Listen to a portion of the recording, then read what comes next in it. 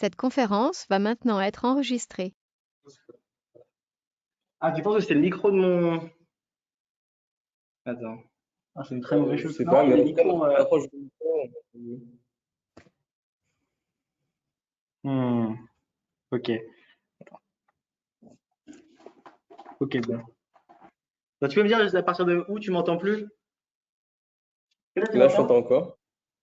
Là, je Ouais. t'entends mal. Et là? Là, j'entends encore un peu. Ok, bon, je vais essayer de pas être trop de l'autre côté. Bon, on va faire des dessins de l'autre côté. Ok, donc on recommence. Donc, bonjour à tous. Je m'appelle Christian Lambert, je suis en première année à l'ENSU, mais on va parler de théorie des graphes pour les cours aux Ernest.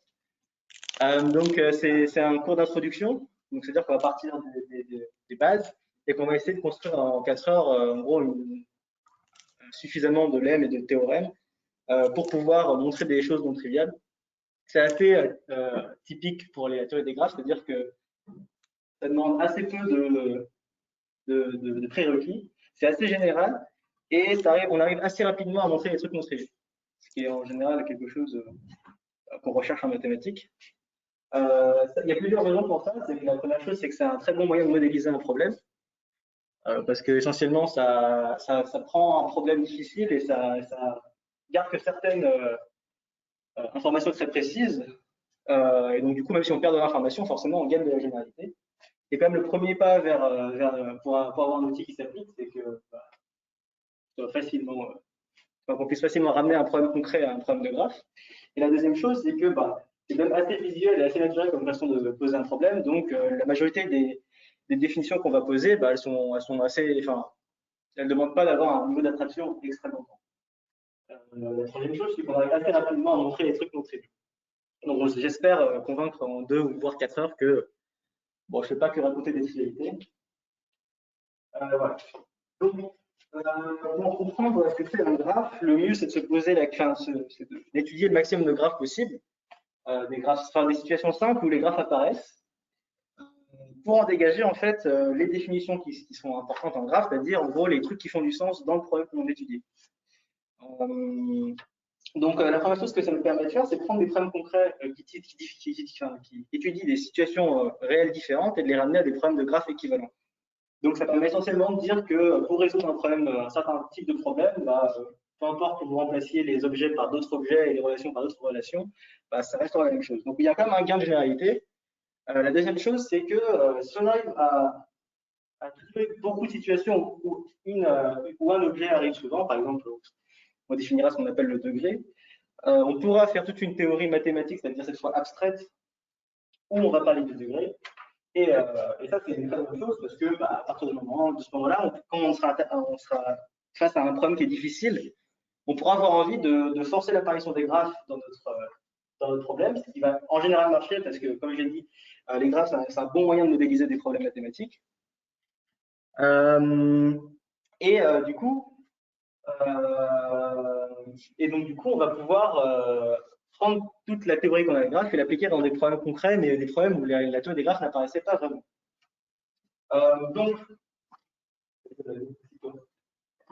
On va commencer. La première chose qu'on peut se demander, c'est qu'est-ce que c'est qu'un graphe. L'idée simple d'un graphe, c'est que on veut retranscrire une situation où il y a des objets ou des personnes et des relations entre ces objets. C'est quelque chose d'assez naturel, ça revient à dessiner un graphe où on relie des objets selon certaines règles. La chose la plus naturelle qu'on peut faire, je sais pas, par exemple, imaginez que vous êtes dans une soirée et vous avez un certain nombre de personnes et vous vous intéressez à qui est ami avec qui. Là, vous avez un graphe tout donné qui apparaît de façon assez naturelle. Les points, ça va être les personnes à la soirée et vous reliez deux personnes si elles sont amies.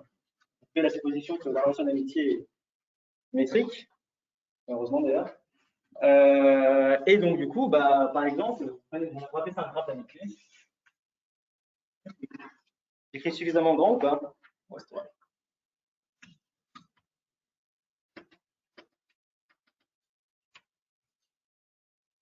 Donc, supposez par exemple que vous ayez une soirée, bon, pas beaucoup d'imagination, donc on va les appeler PI, les gens.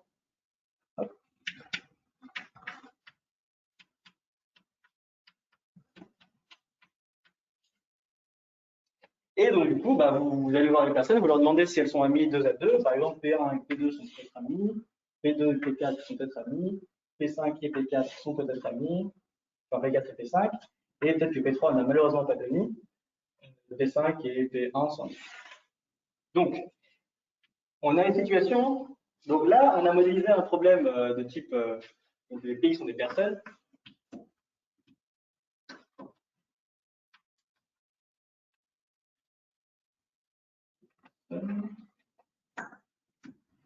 On relie les amis.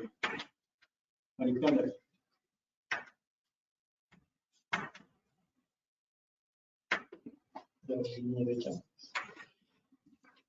Donc ça, c'est plutôt, donc bon, on a pris un problème concret, on l'a résolu, enfin on l'a transformé en termes de dessin. On a forcément perdu de l'information à un moment parce que bah, vous réguliez une personne à un point, donc si vous vous intéressez à des notions plus fortes que juste être ami, par exemple, depuis combien de temps ils sont amis, est-ce que l'amitié est plus forte que l'autre, vous allez avoir le temps de modeler plus fort. Mais l'idée, c'est que ce problème-là, actuellement, va se résoudre, enfin va se résumer plutôt à ce truc-là, enfin plutôt à ce graphe-là. Et ce qu'on va faire, c'est juste regarder ce graphe-là, se poser des questions qu'on se posera naturellement si vous regardez une bande d'amis entre eux. Et donc, du coup, ces questions naturelles vont pouvoir définir les notions qu'on va définir plus tard en graphe. Donc, la première chose qu'on peut regarder, c'est que bah, si vous avez une personne dans la salle, vous pouvez vous demander bah, combien d'amis a cette personne. Donc, par exemple, P1 a 2 amis, P2 et P5. Et ça revient, en termes de graphe, ça revient à dire, vous regardez votre sommet, et vous regardez combien d'arêtes, donc les arêtes, c'est simplement les traits qui relient deux points, partent de ce sommet. Donc, la première remarque qu'on va faire, c'est que le nombre d'amis, c'est dans notre site, enfin, le nombre d'amis dans la vraie vie, ça va être modélisé dans notre modèle par le nombre d'arêtes qui partent d'un point.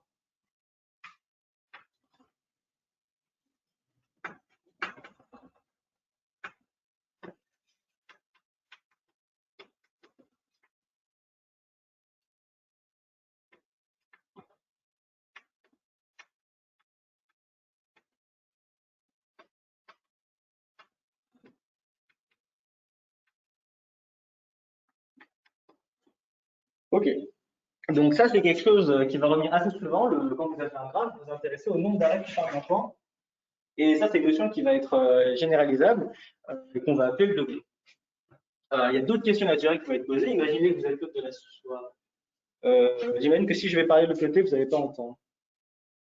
Bon, dans le coup, je vais faire ça.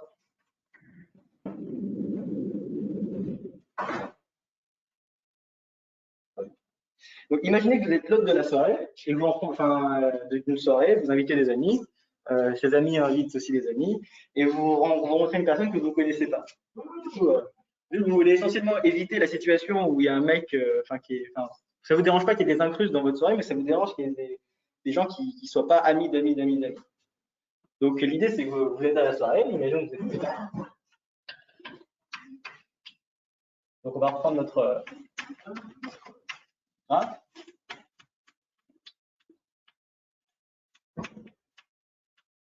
Donc imaginez que vous avez invité P2 et P5 parce que c'est vos amis, et P2 et P5 ont une connaissance commune qui s'appelle P4, que vous ne connaissez pas.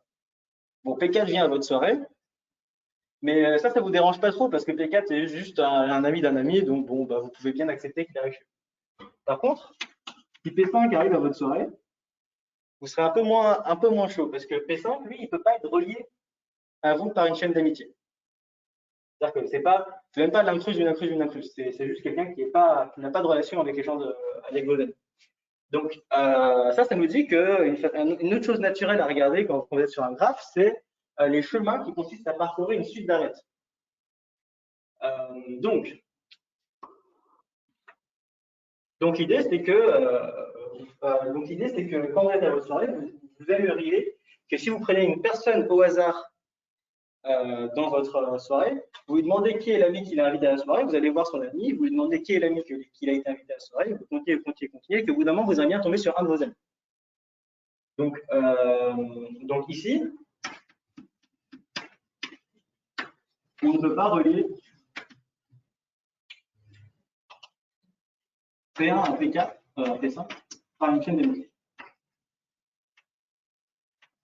Et quand je dis chaîne d'unité, je vais simplement dire, vous suivez des arrêts de votre diagramme. Donc en gros, vous prenez vous partez de vous allez voir votre ami, un de vos amis, vous allez voir un des amis de votre ami, etc. Et vous espérez au bout d'un moment tomber sur la personne qui est ici.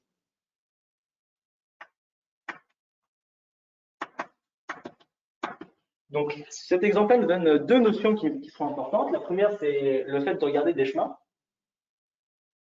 Et la deuxième, c'est le fait de se demander est-ce que si je prends n'importe quel point, je peux atterrir à n'importe quel autre point. Donc, de façon pas très étonnante, c'est des notions qu'on va étudier plus tard. Bon, maintenant qu'on a plus ou moins une idée de ce que c'est un graphe, on va essayer de donner une formulation mathématique. C'est essentiellement un moyen de pouvoir écrire des preuves en maths, c'est important. Mais la plupart du temps, on ne perd pas beaucoup de compréhension en gardant juste l'idée du graphe en fait. Donc, qu'est-ce que c'est un graphe? Donc un graphe, ce qu'on voudrait juste, donc on regarde notre dessin et on regarde ce qui est important et ce qui n'est pas important. Ce qui est important, c'est qu'il y ait des points. C'est nos sommets. Ce qui est important, c'est qu'on puisse les différencier. Ce qui est important, c'est qu'on sache quelles paires de sommets sont reliés entre elles. Mais on ne s'intéresse pas, par exemple, à la configuration géométrique. C'est-à-dire que si je le relie comme ça, ou si je le relie comme ça reste le même graphe. Donc une façon mathématique de formaliser ça, c'est simplement dire un graphe G. Bon, nous traçons dans le graphe G le graphe parce que le graphe. Donc on dit que le graphe va être non orienté. Pour l'instant, ça n'a pas beaucoup de sens, mais quand on définira le graphe orienté, ça fera du sens. Ben, c'est juste une paire de sommets, enfin un ensemble de sommets. Donc S, c'est juste l'ensemble de tous les points. Donc c'est juste une paire en fait, S1. S est un ensemble.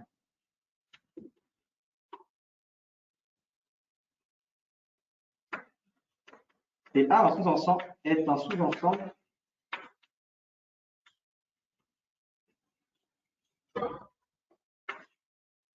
de paire d'éléments de S. Donc, je vais expliquer ce que ça veut dire quand même.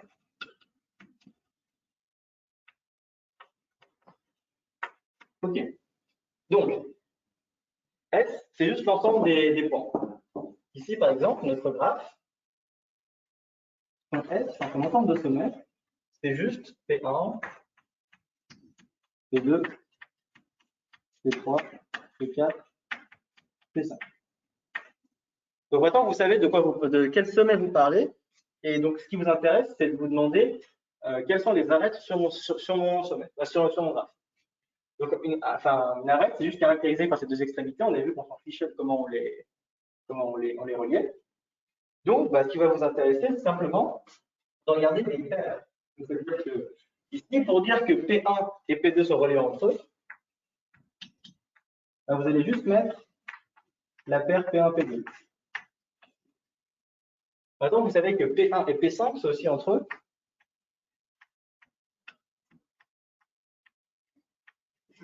Donc, vous le mettez dans votre ensemble. Il vous reste encore deux arêtes, P2, P4 et P4, P5.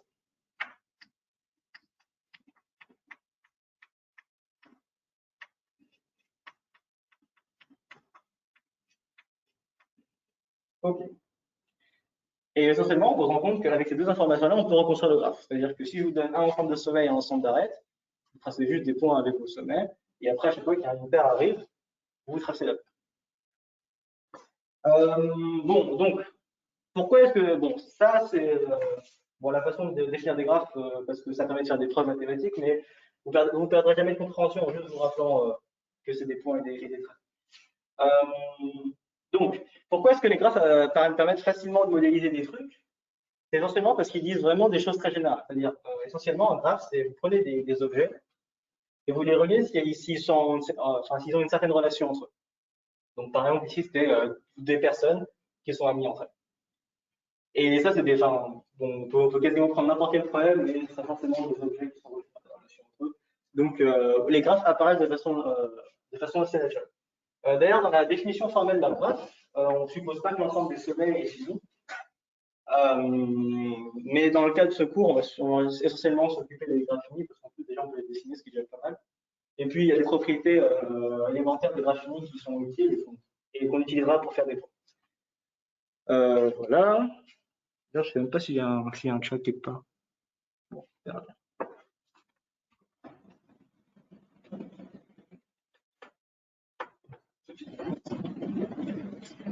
Qui c'est? Oh, d'accord.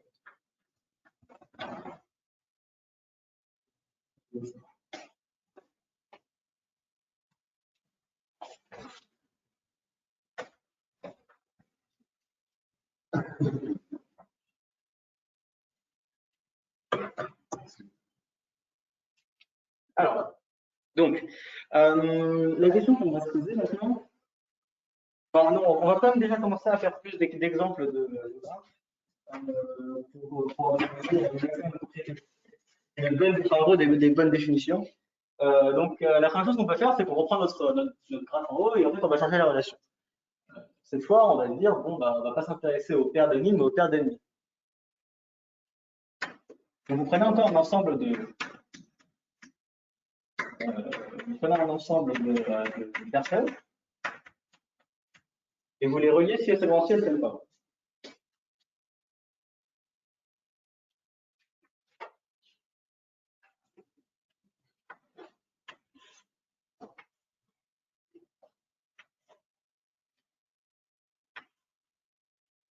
Voilà, donc PI, c'est des personnes.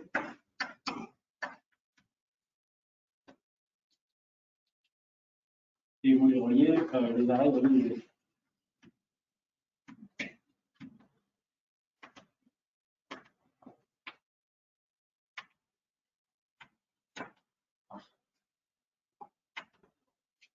Donc, ce qui est naturel, on peut imaginer une situation où vous savez, vous avez un certain nombre de personnes devant vous, vous savez qui aime pas, quelle paire de personnes ne s'aime pas, et on vous demande de créer deux équipes, de séparer les personnes en deux groupes, et vous devez juste assurer que parmi une équipe, il n'y a pas une paire d'ennemis.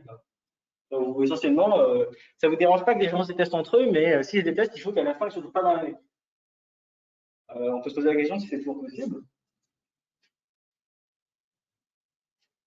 Bon, bah ici, on peut essayer de faire un truc. Hein. On met P2 dans la première équipe.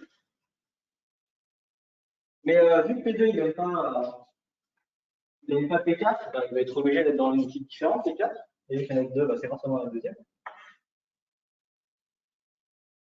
Et du coup, bah, P3 et P5 qui ne peuvent pas être dans l'équipe de P4 sont dans l'équipe de P2. Et donc P1 qui ne peut pas être dans l'équipe de P5 et P3 et dans l'équipe de P4. Donc essentiellement, ici, c'est possible. Donc, on va pas ce qu'on a fait. Donc du coup, on va pouvoir redessiner notre graphe pour que ce soit plus clair. Donc, P2, P5, P3, P1, P4. Donc ça vous fait vos deux équipes.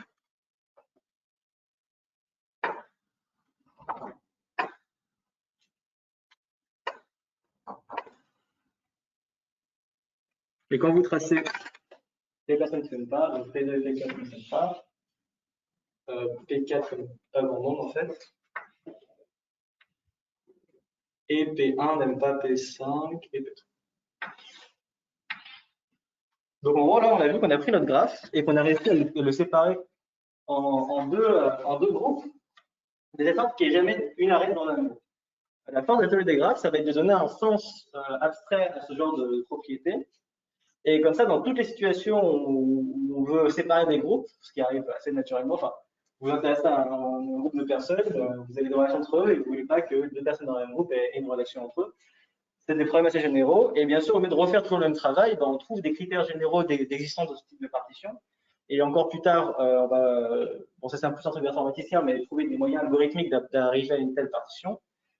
Et après, bon, bah, on arrive à répondre à des problèmes qui sont absolument assez loin de ce genre de truc avec grâce au formalisme des couches. Ok. Il y a encore un contexte, encore plein, mais notamment un contexte où la notion de graphe, là on va peut-être commencer par celle-ci parce que c'est peut-être le moyen le plus simple de voir un graphe, le moyen le plus naturel de penser un graphe. C'est le principe d'une carte ferroviaire. C'est-à-dire que non seulement vous donnez une carte, vous donnez des villes et vous reliez deux villes si vous pouvez aller d'une ville à l'autre, par exemple. Bon, on va dessiner la carte de France. L'avantage, c'est qu'on se fiche de si ça représente vraiment la France tant que les relations sont les bonnes.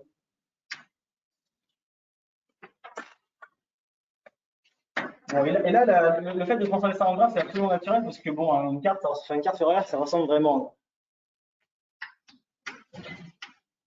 Encore une fois, ici, on va voir quelle question on se pose. Ça va donner des définitions et après, on va plus tard définir des objets qui correspondent en termes de graphe, les étudier et voir que définir ces objets est une façon intelligente de faire les choses parce que dans des contextes où c'était moins clair qu'ils vont servir à quelque chose, ils vont vraiment servir à quelque chose. Donc, on va avec le mesh.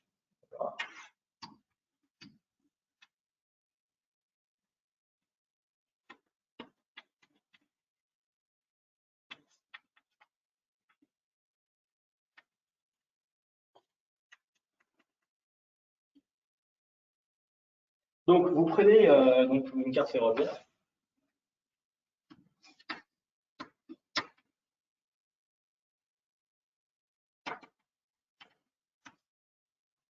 Et donc, vous reliez les grandes villes s'il existe une train entre les deux. Bon, je ne suis pas sûr que ce soit vrai, mais ça prendra un temps.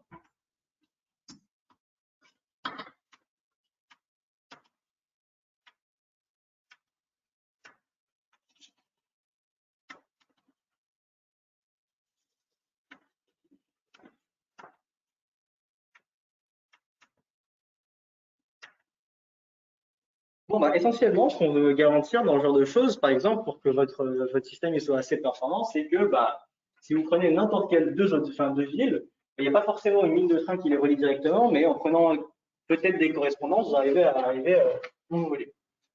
Bon, sur ma carte de France, malheureusement, Toulouse existe. Je pense quand même que Toulouse est relié par d'autres trucs, mais l'idée, c'est que ça reprend l'idée de l'auteur qui était de faire des chaînes d'amitié, c'est-à-dire de suivre dans votre graphe une suite d'arêtes ont toutes un sommet en commun, et de voir si vous pouvez prendre à partir de n'importe quel point et arriver à n'importe quel autre. Donc, du coup, ça fait la deuxième fois qu'on voit cette notion, on doute bien que ça va être utile, et en effet, ça va être utile. Ça va mener à ce qu'on appelle la connexité, le fait de pouvoir passer de n'importe quel sommet à d'autres sommets en passant par des arêtes. Ça va définir ce qu'on appelle la connexité. Et on va du coup faire une théorie de cette connexité pour voir ce qu'on fait dessus. Et quand on aura des théorèmes généraux de connexité, dès qu'on aura un nouveau problème de graphe, on pourra utiliser directement le théorème sans devoir toujours faire le même cas. La deuxième chose qu'on peut remarquer, c'est qu'on a quand même une perte d'information dans notre graphe. Par exemple, je sais pas, si je rajoute bon, faisons ça, hop. Supposons que Brest soit relié à Marseille. Bon, en fait, si vous regardez que les chemins, aller de Lyon à Marseille en passant directement par cette arête, c'est pas bien différent en termes de graphe que de faire des normes de tour du type aller là, puis là, puis là, puis là. Donc, dans ce genre de carte, on aime bien rajouter d'autres informations. Parce que bon, je pense que n'importe quelle personne qui prend le train, il prendra le direct plutôt que de faire des énormes détours. Et donc, on peut être amené à rajouter des informations sur nos graphes. Ici, par exemple, on pourrait assigner à chaque arête un point qui serait en fait, par exemple, le nombre d'heures d'un trajet. Je sais pas, par exemple, 2 heures entre Paris et Lyon, peut-être 1 heure entre Paris, 2 heures. Peut-être que ce truc-là, c'est hyper long, donc 8 heures, alors que c'est que 2 heures. Et dans ce cas-là, on a rajouté de l'information sur notre graphe, donc on rajoute des notions et donc des questions naturelles. Par exemple, ici, on peut se poser la question de comment, enfin, déjà, est-ce qu'on peut aller de Lyon à Marseille en prenant que des lignes de train? Et si on peut le faire, quel est le temps minimal pour y arriver? Donc, c'est quelque chose qui est beaucoup plus étudié en informatique parce que, bah, essentiellement, c'est trouver des solutions à des problèmes optimaux.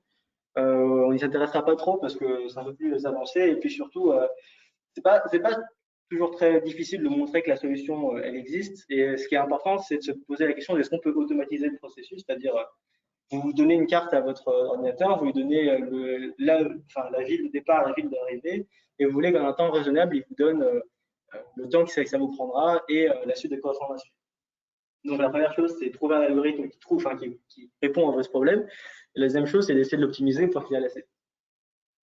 Voilà. Mais encore une fois, pour dire que bon, on fait des dessins, on prend des trucs où les graphes vont arriver, on voit qu'il y a des notions qui vont revenir souvent.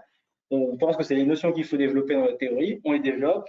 Après, on a des problèmes qui a priori ne sont pas directement liés au graphe. On fait rentrer la théorie des graphes dedans, ce qui est un peu en forçant un peu, mais ce qui n'est pas très difficile parce que la théorie des graphes, c'est un bon moyen de modéliser des problèmes. On utilise nos théorèmes généraux dans ces problèmes-là et on gagne une information qu'on n'aurait pas eue si on n'avait pas fait cet effort d'abstraction. Donc, on va continuer à faire quelques exemples. À chaque fois que je vais définir une notion, je pense que je vais reprendre les exemples pour que ça fasse du sens.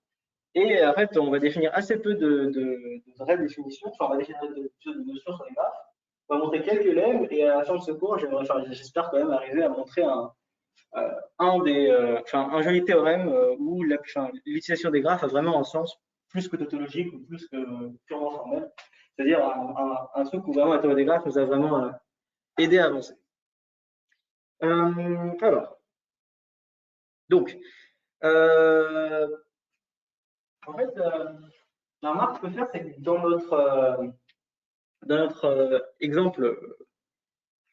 notre exemple précédent, enfin ou même dans la définition des graphes, on a fait plus ou moins l'hypothèse implicite que les relations qu'on considère, elles sont symétriques. C'est-à-dire que, par exemple, s'il y a une ligne de train qui va de Paris à Metz, il y a aussi une ligne de train qui va de Metz à Paris, qui en général est vrai. Ou par exemple, si vous êtes ami avec une personne, elle est aussi amie avec vous. Donc, ce qui est moins systématiquement vrai, mais on va supposer que c'est vrai. Du coup, l'idée, c'est on peut essayer il y a des situations où c'est plus naturel de supposer que c'est pas vrai. Par exemple, un autre moyen de trouver des graphes très naturellement, c'est les arbres généalogiques, et où vous avez en fait juste une relation apparent à enfant. Donc, vous mettez une flèche si une personne, si vous êtes le fils d'une personne, et bon, il y a cas où c'est pas symétrique. Vous êtes l'enfant de votre père, mais vous n'êtes pas le père de votre père. Dans ce cas-là, graphiquement, on va représenter ça comme toujours avec des pointes. Soit on va mettre un sens à la flèche, on va mettre une flèche, peu importe la notion, mais les pointes vont vers un endroit. Comme ça a un intérêt quand même dans la théorie, je vais définir ça correctement. Et en fait, à chaque fois qu'on définira une relation pour les graphes non orientés, on définira la relation duale équivalente dans les graphes. Donc orienté, ça veut dire qu'on oriente nos arêtes, donc on leur donne un sens. Je vais donner la définition, on va dire, formelle, et après je vais faire des exemples. Pourquoi ça fait du sens?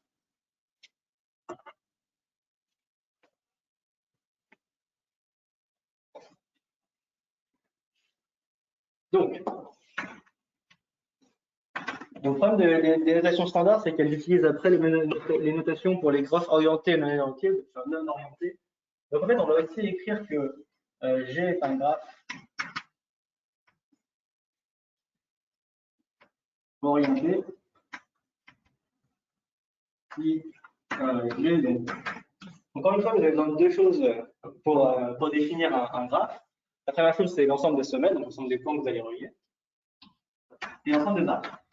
Donc, comme je l'ai dit, cette fois, nos graphes qui seront orientés, c'est-à-dire qu'on va mettre un sens sur nos arêtes, et ça va se traduire mathématiquement par le fait qu'on ne va plus regarder des sous-ensembles de cardinal 2, où il est impossible de distinguer les deux, mais on va regarder des paires. Donc, il faut dire que S est un ensemble.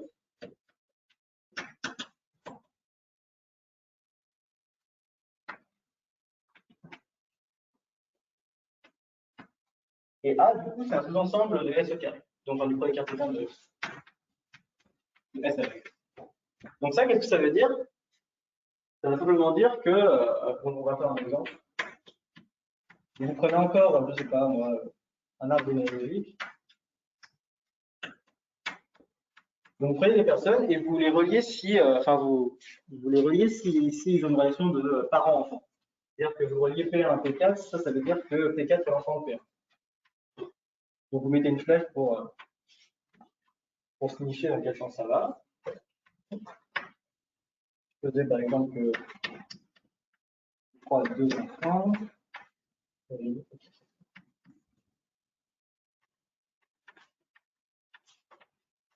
Donc la représentation graphique c'est celle-ci, et l'idée c'est qu'on donc l'ensemble qu'on lui donne, bah, vous regardez votre bras droit dans les yeux, vous regardez quel truc arrive, donc j'ai pas mis de P2, donc peu importe.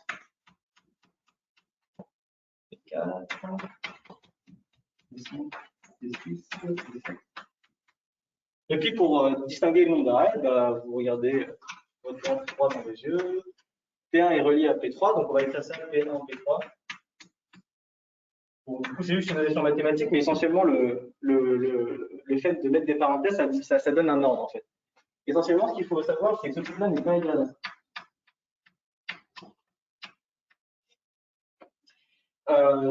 Donc ça, c'est le fait qu'on puisse distinguer la paire avec l'ordre, bah, c'est un bon moyen de définir, enfin de pouvoir distinguer le sens de notre arête. Et ça s'oppose au fait qu'alors on avait défini ça avec des sous-ensembles et que par contre, pour les sous-ensembles, vous ne pouvez pas distinguer l'ordre.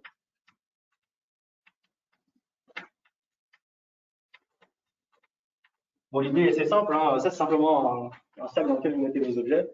Si dans votre sac vous avez P1 ou P3 ou dans votre sac vous avez P3 ou P1, votre sac contient la même chose. Et ça, il faut voir ça comme une étagère, vous mettez ça dans l'ordre. Donc si sur votre étagère vous avez P1 puis P3 ou sur votre étagère vous avez P3 plus P1, bah, c'est pas la même chose. Bon, bah, c'est des notations mathématiques, mais ça permet de formaliser correctement l'idée que notre relation, cette fois, elle a un sens. Donc ça fait P1, P4, P4, P5. P3, P6 et P6. P7. Ok. Voilà. On a des notions assez similaires à celles des graphes orientés, sur les graphes orientés. Et il faut toujours faire un peu attention à l'idée que bah, là où sur un graphe orienté, vous pouviez prendre une arête dans les deux sens, dans les graphes orientés, il faut quand même se poser la question de si vous avez le droit de faire dans un sens ou pas. Donc l'idée, bon, le mieux pour essayer d'apprendre ce truc-là, c'est de réfléchir à une situation où vous pouvez définir une relation non symétrique. Bah, une façon de le faire, par exemple, on avait convenu tout à l'heure que la relation d'amitié était symétrique. Bon, c'est pas tout le temps vrai, mais voilà. Oh, non, mais allez. Et donc, du coup, par exemple, on peut regarder une autre relation qui est pour le coup quasiment jamais, clairement pas symétrique, c'est la relation par exemple être amoureux. Et donc, du coup, pour dessiner des graphes non orientés, bah, ce que vous faites, c'est que vous prenez votre pièce préférée de Shakespeare et vous regardez comment les diagrammes marchent. Donc, par exemple, moi, la pièce préférée, c'est le sens de l'unité parce que c'est la seule que j'ai vue. Donc, vous prenez l'Inkipit, vous regardez le nom des personnages. Bien sûr. Donc, il y en a un qui s'appelle Lisandre.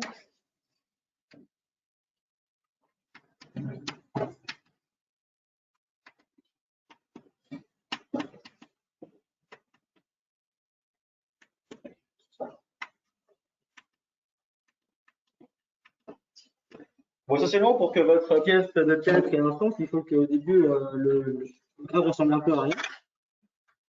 Il n'y a pas de problème. Donc, Lisandre, M, Hermia, Hermia, M, Lisandre. Pour ça va. Mais le problème, c'est que du coup, bah, Démétrius, non, Helena M, Démétrius. Mais Démétrius, lui, il aime Hermia. Ça, c'est là où il y a un problème. Ok, donc on va dire ça, c'est.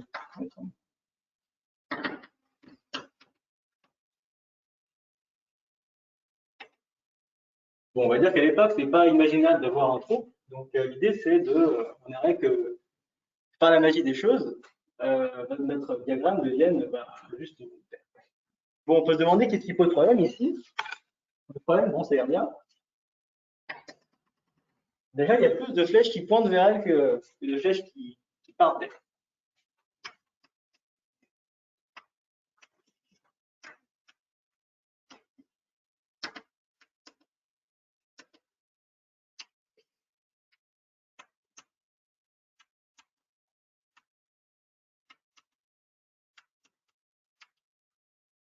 Et ça, c'est une première chose qui est assez différente avec les graphes orientés, c'est que sur un graphe non orienté, il n'y a pas de raison de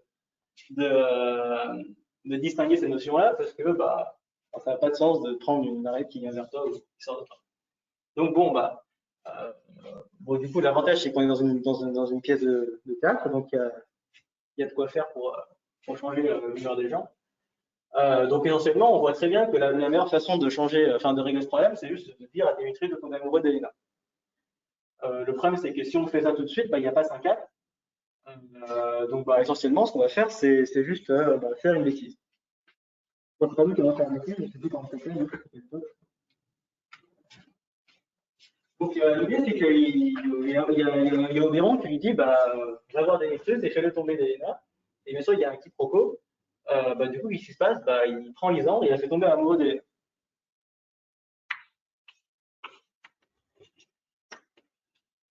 Donc après une bêtise de l'époque, on a le nouveau graphe d'amour. Donc c'est après tout ce qu'on ne voulait pas, c'est-à-dire que, alors on va le redessiner parce que comme ça, il n'y aura pas trop de trucs qui se croisent. Donc Lisandre tombe amoureux d'Elena.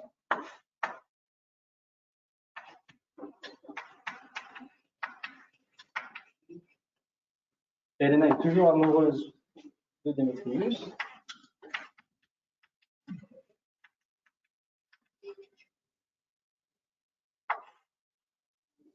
Démétrius est toujours amoureux de Hermia. Et Hermia est amoureuse de Lisandre. Donc ça, c'est plus ou moins catastrophique quand même. Du coup, en fait, c'est vraiment pire que ça. Il n'y a même pas un seul couple heureux ici.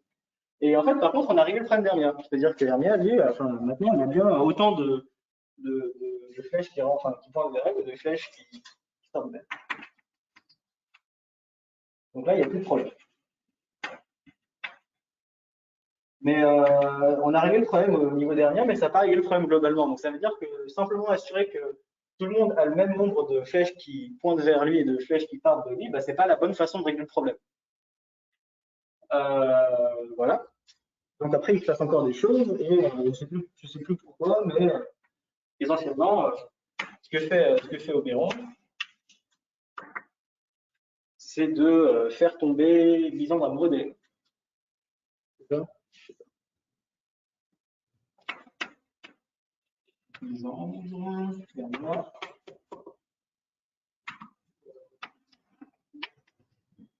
Vous avez Elena et Démétrius. Et puis.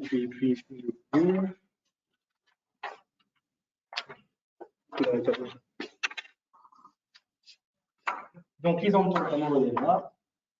Hermia est toujours amoureux de Lisandre. Démétrius est toujours amoureux d'Elena. Et Elena est toujours amoureuse de Démétrius. Bon, du coup, en fait, on s'est rendu compte que là, il y a 3 actes qui sont passés, mais au final, ce graphe-là, il est vraiment juste une symétrie de celui-ci. Vous avez vu, c'était échangé Hermia et Elena.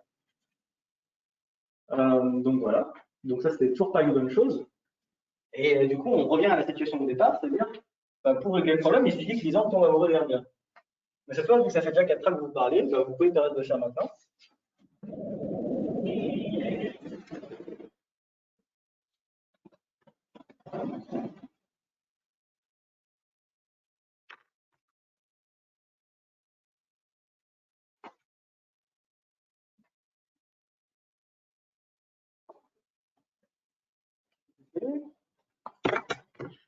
Et donc maintenant, vous finissez enfin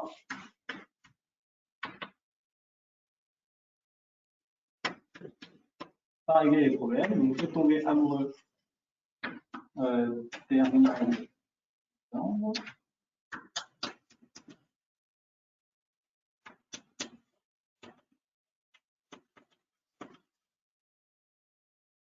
Tac, tac, tac. Vous avez réglé votre problème. Bon, cet exemple, il est assez instructif parce qu'il y a énormément de notions qui arrivent. La première chose, c'est qu'on s'est rendu compte qu'il fallait vraiment distinguer le nombre d'arêtes qui arrivent vers un sommet et le nombre d'arêtes qui en sortent. Là, c'était absolument pas nécessaire, ça n'avait pas de sens dans le cas d'un graphe où on ne met pas d'orientation sur nos arêtes. La deuxième chose, c'est que ces cycles-là sont, enfin, en gros, là, on a un beau cycle qui est un quadrilatère amoureux, et c'est aussi un type de structure dans les graphes qu'on cherche à étudier parce qu'elles ont des propriétés remarquables. Et voilà. Donc, ça fait suffisamment d'exemples pour se motiver à définir des trucs. Et donc, on va enfin définir. Qu'est-ce qu'on fait maintenant? On va enfin définir la notion dont je parle depuis tout à l'heure. C'est la notion de degré. Et donc, la notion de degré, c'est simplement la chose qui va vous dire combien d'arêtes partent d'un sommet. Et la chose importante à savoir, c'est que dans le cas orienté, il va falloir faire une différence entre le degré sortant et le degré lancé.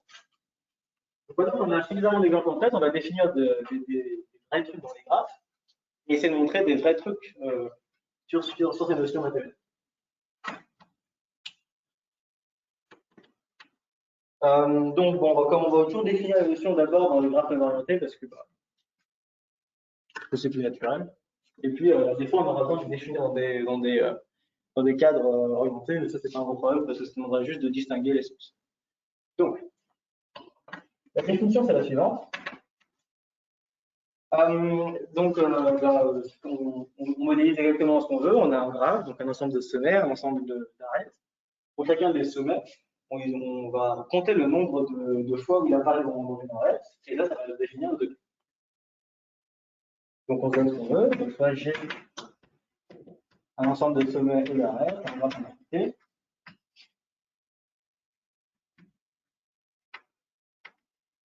La notion de degré, c'est quelque chose qui se définit sur les sommets, donc on se donne un sommet. Donc pour un sommet,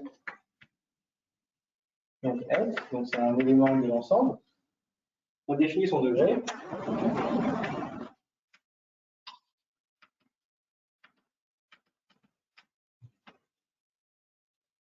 Qu'on va noter deg de S, par exemple. Et donc, du coup, comment on note ça mathématiquement? C'est juste le nombre de fois où S apparaît dans une des arêtes. Donc, ma notation avec des barres, c'est juste ce qu'on appelle le cardinal. Et donc, c'est juste l'ensemble des arêtes, enfin, le nombre d'arêtes dans A qui vérifie la propriété que S est dans.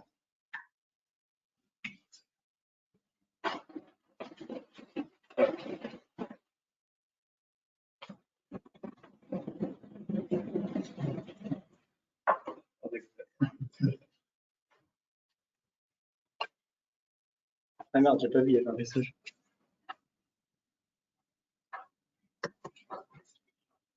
P3, P7 au lieu de P6, P7. Probablement oui. Je sais que j'ai plus.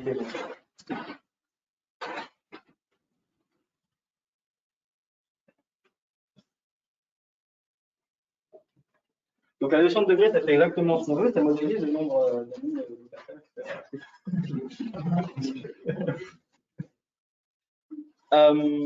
Et donc du coup, vu qu'on a une notion de degré, on a une notion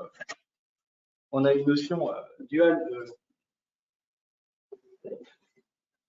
simplement le degré mais orienté.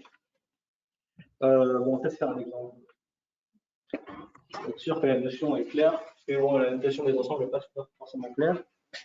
Donc on va donner un graphe là. Vous prenez vous prenez des points, vous leur donnez un nom.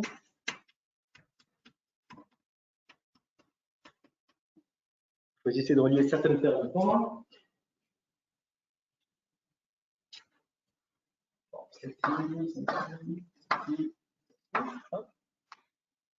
Donc maintenant vous avez un joli graphe à commencer. Maintenant vous prenez votre sommet, un sommet quelconque, hop, ici, et vous comptez le nombre d'arêtes qui sortent, enfin, qui ont une extrémité qui est à 4. Là, son degré c'est 2.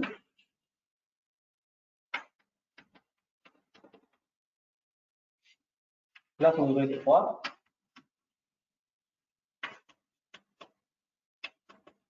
C'est 1 plutôt, je pense. Ça, son degré, c'est 1.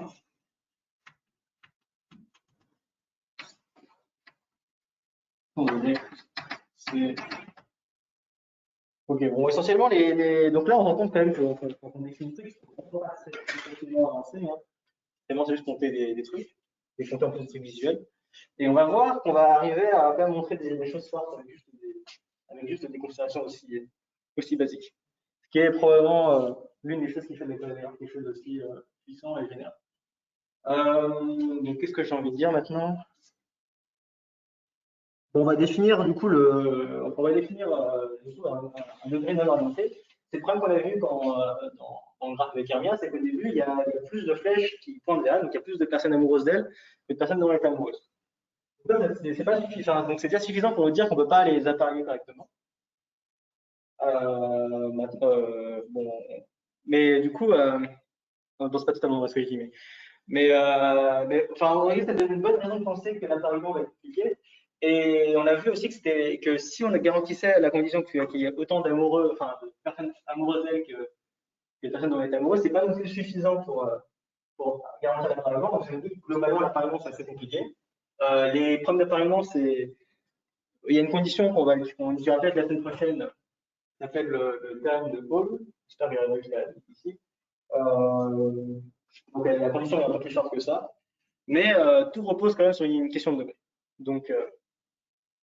Donc même si la notion de degré n'est pas strictement suffisante à comprendre ces problèmes d'appariement, elle est quand même centrale dans le critère. Donc bah, c'est quand même quelque chose qu'il faut utiliser. Donc la définition est très similaire. Vous donnez un ensemble de sommets, un ensemble d'arrêts orientés.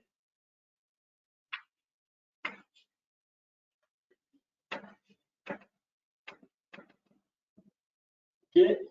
Et vous donnez un sommet S.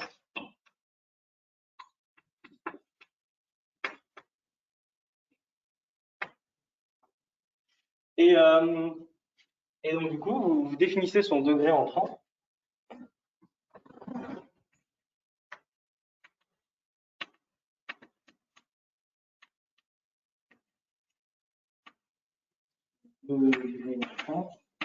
En général, on écrit delphine. Donc, delphine, c'est censé être le nombre de flèches qui arrivent vers S. Donc, comme on avait fait la convention que les flèches qui arrivent vers S, c'est quelque chose de la forme AS,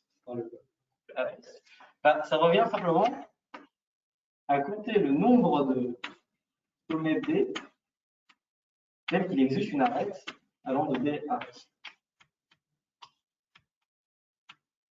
Donc, vous prenez un B, et si le couple BS est dans A, ça veut dire que l'arête B pointant vers S est dans A, donc ça veut dire que vous pouvez en compter un. Et bien sûr, on met les barres pour dire qu'on compte le nombre d'éléments de cet ensemble. Donc, comme j'ai dit tout à l'heure, on considère pas forcément des graphes finis, mais du coup, dans le cas des graphes infinis, ce truc-là, ça peut être mal défini. Enfin, en gros, ça peut être infini, quoi. Donc, disons que les notions de degrés sont plus intelligents dans les graphes finis que dans les infinis, et comme on va principalement utiliser les graphes finis, c'est pas la peine de se casser la tête avec des histoires de somme infinie. Bon, on a le degré entrant, on va définir l'autre degré. Donc, le degré sortant, qu'on va appeler degré out, c'est l'inverse. Vous comptez le nombre de sommets S, quel qu'il existe une arête, alors un partant de S arrivant à B.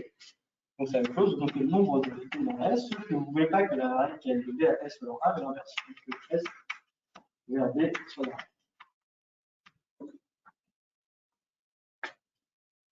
Ok, encore une fois, on n'a pas défini quelque chose de très compliqué. Hein.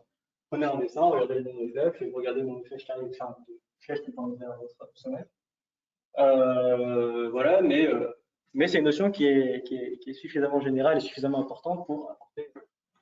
Donc maintenant qu'on a des définitions qui sont intelligentes, on va essayer de montrer des trucs intelligents sur la définition. On fera des théorèmes ou des lemmes. Et après, quand on aura des lemmes, on prendra une situation où les graphes n'ont pas vraiment de raison d'exister, d'interagir. On fera rentrer des graphes en renforçant un peu l'apparition de ceux-ci, enfin de dernier, et on priera pour que nos lemmes nous donnent des informations dans ces cas. La première chose qu'il faut faire, c'est vous êtes à votre soirée.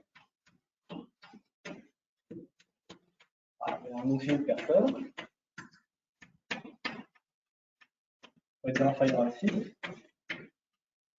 Et une certaine paire d'amis. On fait encore la supposition que la rationalité est symétrique. On la fera pendant tout le cours.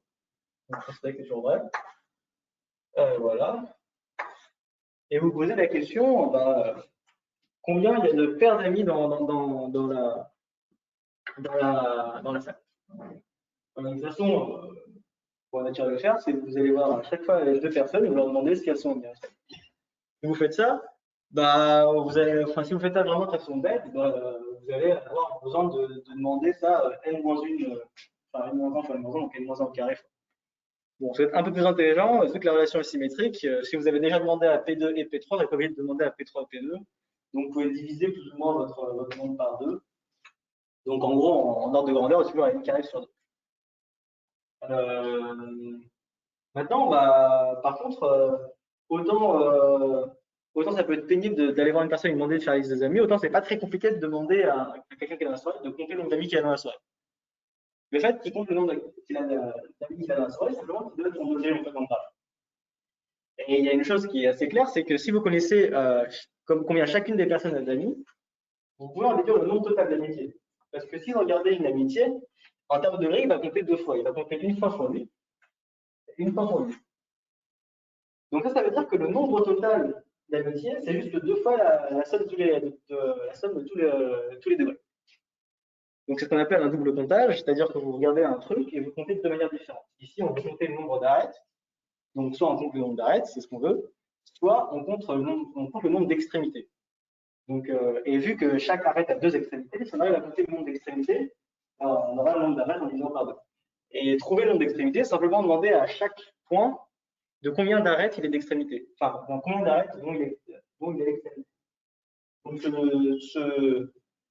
cette remarque est assez banale, elle donne lieu à un lemme qui est assez important dans les graphes finis, c'est ce qu'on appelle le lemme des poignées de main. Parce que, bon, en gros, le lemme peut s'énoncer avec des gens qui se serrent la main, et peu importe.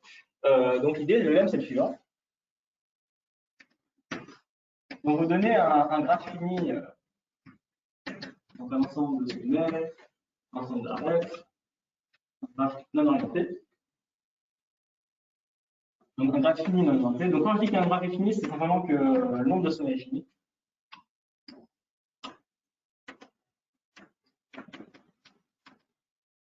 Donc, alors, vous obtenez le nombre, enfin, deux fois le nombre d'arêtes. Donc, c'est toujours la même notation. Vous mettez des barres pour donner le nombre d'éléments dans l'ensemble. Donc, A étant l'ensemble des arêtes, barre A, c'est juste le nombre total d'arêtes. Ce nombre-là, vous l'obtenez comme la somme sur tous les sommets des degrés de f. Oui, peut-être que la définition n'est pas super claire. Ça se voit en quelle classe ça? Moi, je sais pas encore. Bon, donc notre ensemble est fini. Donc, quitte à donner des noms, je peux supposer que c'est un ensemble S1 jusqu'à SL. Et ce que je dis, c'est que le nombre total, enfin deux fois le nombre total d'arêtes, c'est juste le degré de S1 plus le degré de S2 plus le degré de S1. Et c'est ce que veut dire cette expression en compact. On peut vérifier quand même que ça marche sur notre dessin.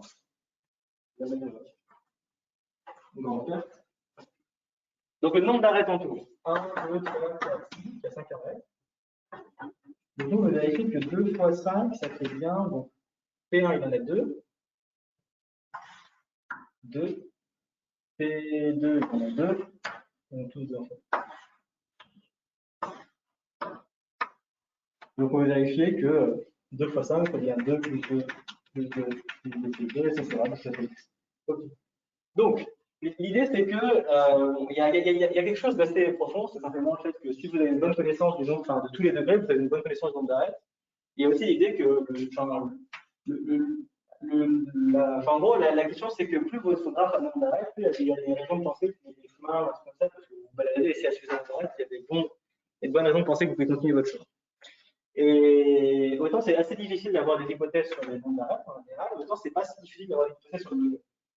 Encore une fois, dans une situation normale, le nom, simplement, le nombre de personnes avec qui vous avez une certaine relation. Et dans ce truc-là, c'est quelque chose qui est en général bien décrit par le problème que vous modélisez.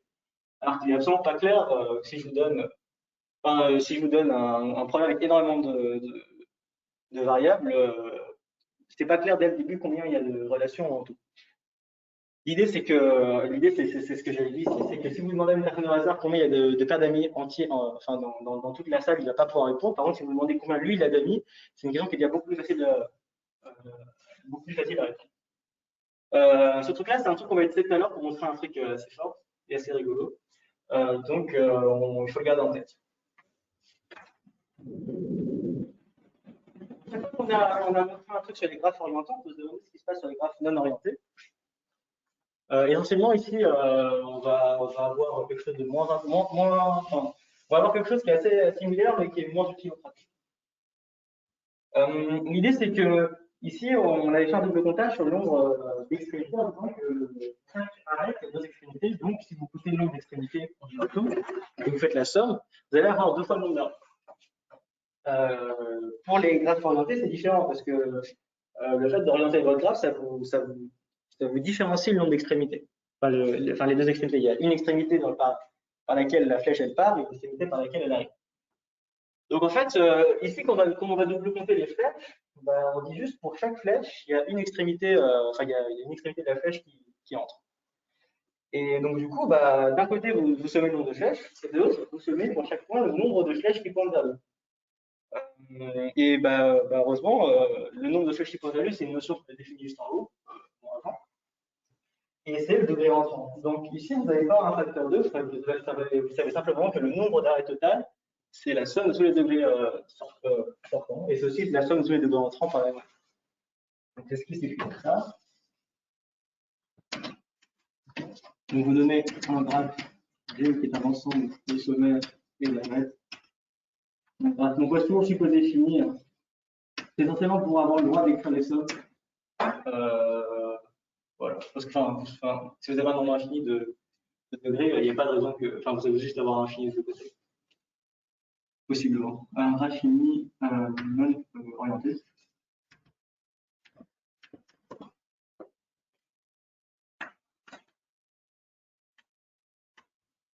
En fait, c'est le même que le nombre d'arrêts. C'est simplement la somme sur tous les sommets dans grand S, les degrés entrants dans S, et c'est aussi par le même principe le degré sortant de petit. Donc l'argument c'est près le même que celui d'en haut, vous prenez une flèche, chaque flèche a une extrémité liée à la flèche, et donc du coup quand vous faites la somme des deux, d'un côté vous sommez le nombre d'arrêts, de l'autre côté vous sommez le nombre, vous sommez mais en comptant par rapport au sommet. Bon, ce truc-là a moins d'intérêt, mais ça vous dit au moins qu'en fait, même si en gros, ça vous dit que si même si un sommet, en gros, si un sommet a plus de flèches qui pointent vers lui que de flèches qui sortent de lui, ça sera compensé par quelqu'un d'autre. Parce que la somme elle doit être égale.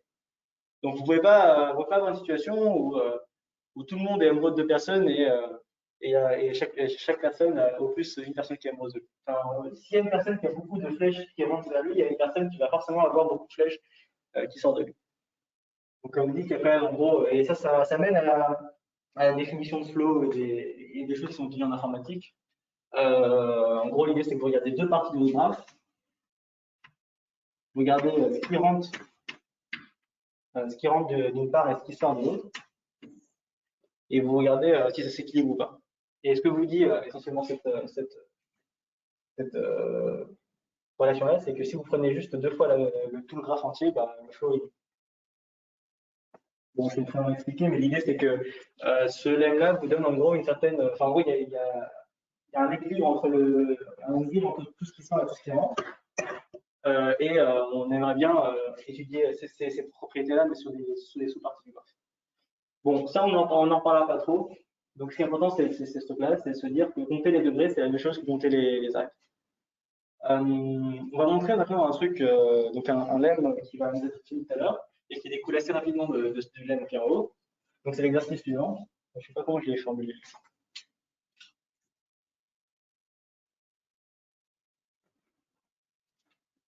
Ok. On va mettre directement les thèmes avec des maths.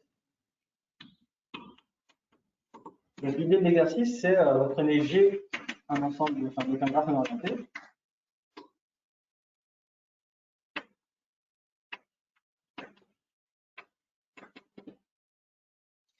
Et vous vous intéressez en fait au nombre de sommets qui a un degré impair.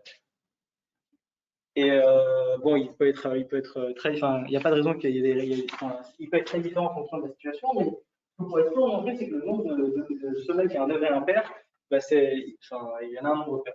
Bon, c'est pas clair qui fonctionne, mais donc disons comment formuler ça. Le nombre de sommets petit s, donc en fait, tel que degré de test est impair, c'est clair.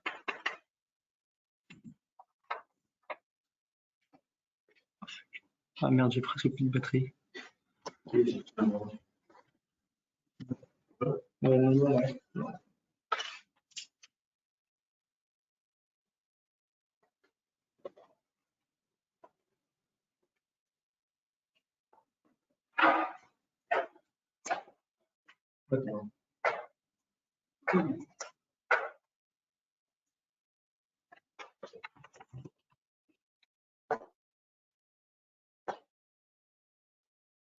D'accord. Non, ça va marcher là. On y croit. Ok. Donc,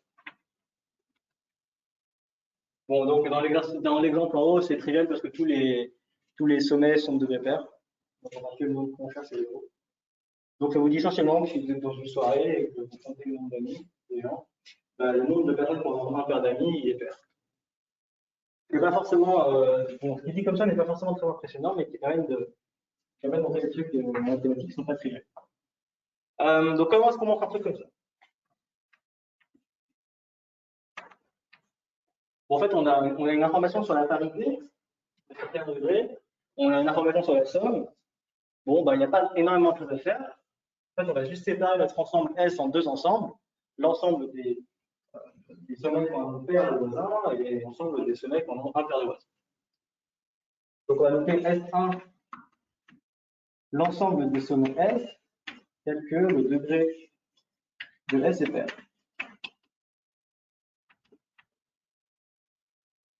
Et vous, maintenant, vous notez S2, l'ensemble des sommets, tel que le degré de S est impair. Bon, bah, en fait, vous savez ce que c'est la somme de tous les degrés. Donc, vous allez pouvoir écrire. Du coup, vous connaissez la somme de tous les degrés dans S1, la somme de tous les degrés, enfin, de tous les éléments, de tous les éléments dans S2. Donc, on utilise le lemme qui est plus haut, on utilise celui-ci là.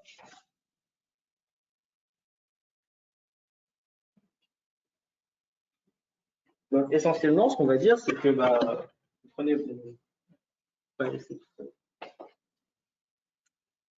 Donc, ce qu'on avait dit, c'est que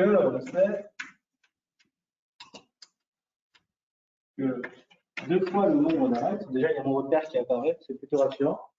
On veut des informations sur la parité. C'est donc la somme sur tous les sommets de degré S. Bon, bien sûr, vu que vos deux ensembles, ça partitionne votre ensemble en place, vous pouvez séparer votre somme.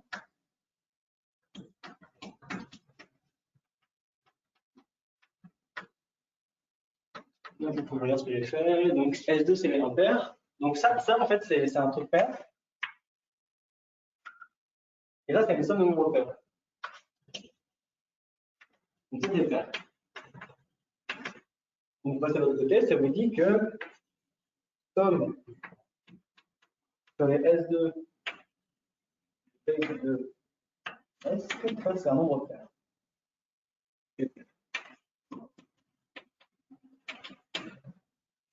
Maintenant, vous savez que votre somme, bah, elle ne contient que des nombres impairs.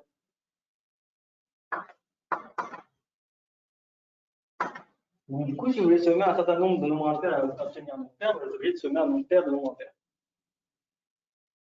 C'est-à-dire que la somme contient un nombre pair On va rien en voir. Donc ça veut dire que la somme, elle contient un nombre pair de termes.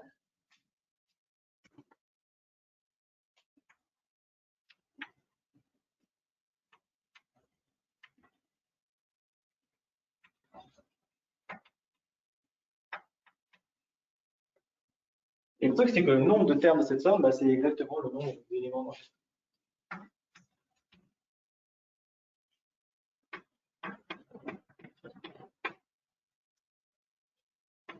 Termine la preuve. Bon, du coup, il ne s'est rien passé de très magique là. On a juste écrit ce qu'on savait, on a été un lemme qu'on avait trouvé plus haut. Et puis après, bon, les informations sur la parité, on met les trucs de même parité du même côté, et puis on en déduit ce mot. Donc maintenant, on va utiliser ce lemme-là pour répondre à un problème qui est. Pour répondre à une version simplifiée d'un problème mathématique assez connu. Alors, avant, est-ce que je vais faire autre chose ou pas? Ouais, on va montrer un dernier truc avant, parce que.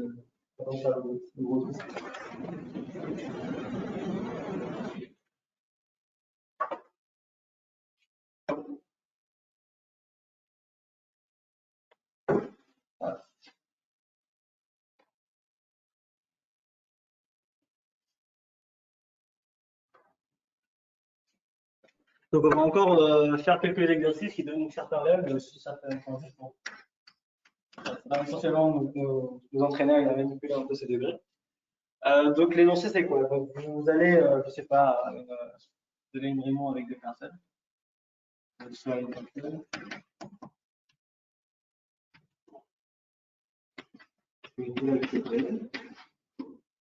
Donc il y a certaines de ces personnes qui sont sérieusement.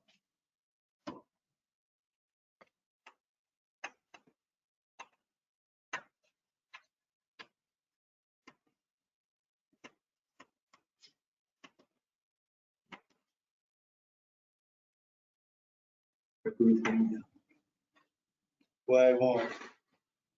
Ils ont fait un check avec des gestes barrières.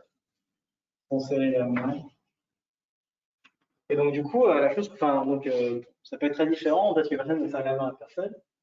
On n'a pas de Covid, mais en tout cas, on est sûr qu'il y a toujours deux personnes dans l'assemblée qui ont serré la main de on va montrer.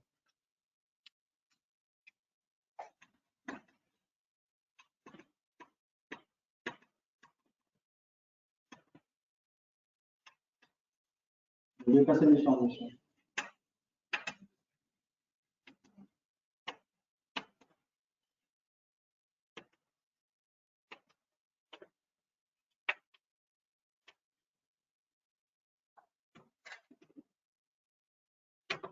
Bon, on peut en fait serrer la main par n'importe quelle relation symétrique.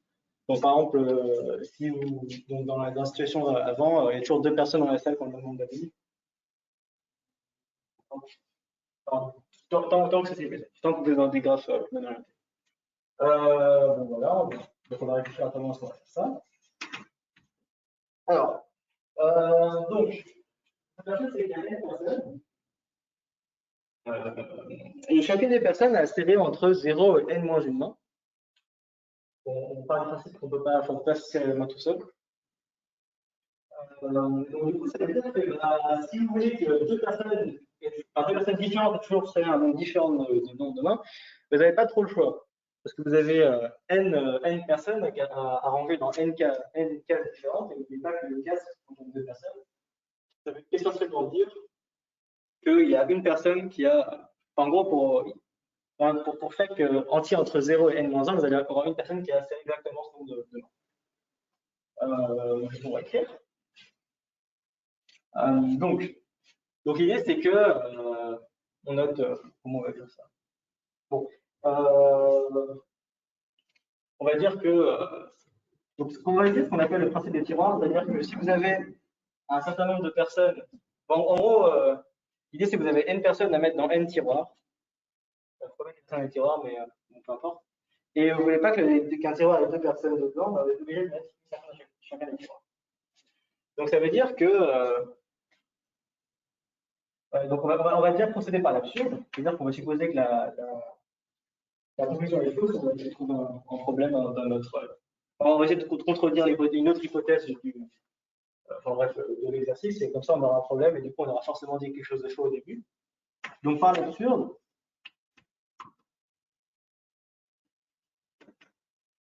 donc on va supposer que si P, enfin, si I est différent de J, donc si vous prenez deux personnes différentes, elles ont pas le même nombre le même nombre de mains.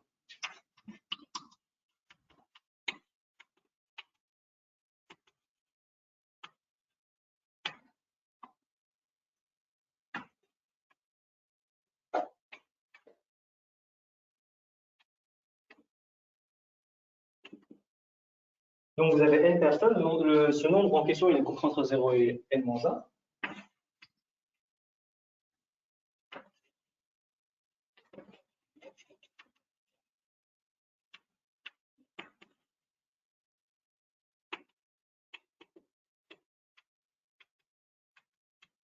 Et donc du coup, bah, vous avez pour chaque nombre, vous avez une personne qui a le sélection de main, et donc quitte à renommer les personnes, on peut supposer que P1 a serré une seule main, enfin 0 main plutôt, P2 a serré deux mains, et Pn a serré n mains.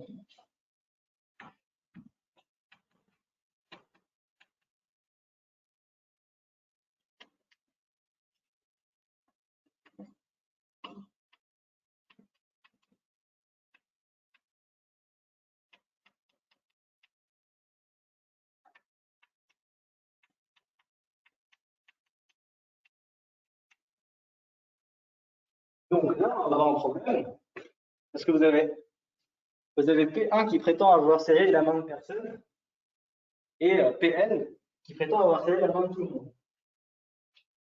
Bon, bah, ça n'est pas possible, c'est la condition qu'on cherche.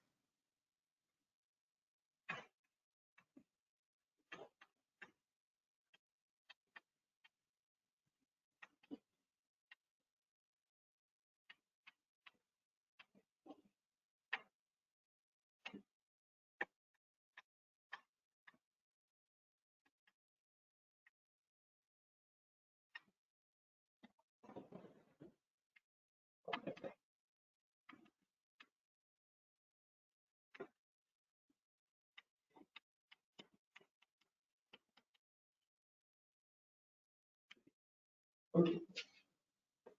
Et donc, du coup, on a une contradiction. La première chose, on va supposer les choses. Donc, il y a deux personnes pour serrer le même nombre. Voilà. Bon, voilà. Donc, du coup, c'est un peu fini pour les petits exercices équilibrés.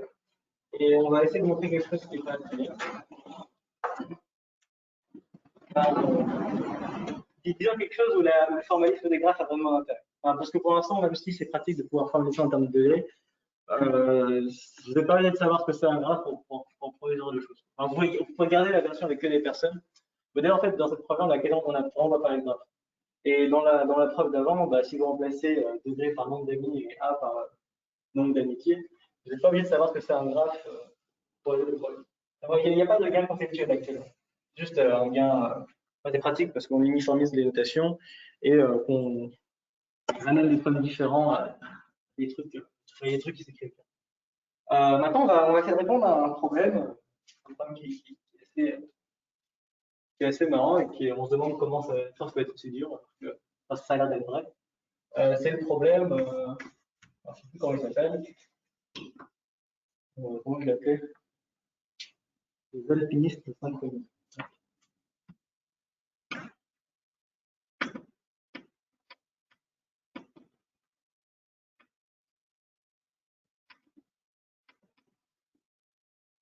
Donc l'idée c'est le suivant. Vous avez une montagne. Donc une montagne c'est quoi? C'est bon, si vous prenez une courbe de la montagne, c'est une comme ça, quoi, une relief, des descentes, ça. Vous avez un sommet du coup. Et vous avez du coup, donc là c'est niveau 0, vous avez deux monsieur, ou enfin deux personnes, vous avez vu. Donc une personne ici,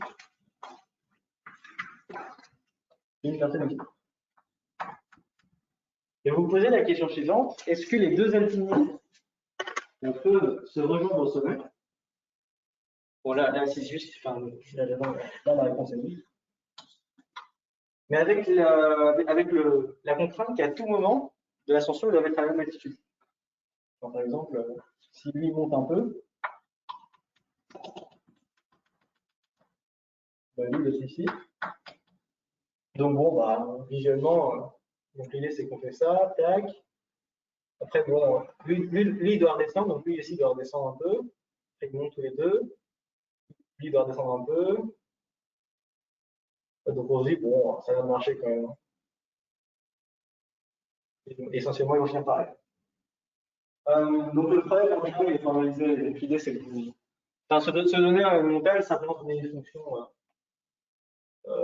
fonction. Il faut supposer quelques trucs dans le cas général. Donc, il faut supposer qu'elle est continue, c'est-à-dire que il n'y a pas de trou dans votre relief, il n'y a pas ça, quoi. Qui est assez naturel pour une montagne. Il faut aussi supposer qu'il n'y a pas d'endroit où la montagne est totalement plane. Par exemple, si vous avez, je sais pas, si vous avez un profil de montagne où le monsieur qui commence à gauche, bah lui, la montagne ne commence pas tout de suite à monter. Il y a déjà un plat, qui est très bon sur les trucs. Et de l'autre côté, par contre, le monsieur qui commence à droite, il doit directement monter. Donc là, vous êtes bloqué parce que lui, il ne peut pas bouger, parce que il ne peut pas monter, parce que lui, il ne peut pas monter.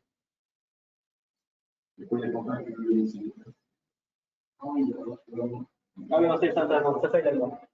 Donc, c'est pas ça l'obstruction, merci Mathias. Oui, non, non, ici, ça marche parce que le premier pourrait juste se déplacer, et après, il pourrait commencer.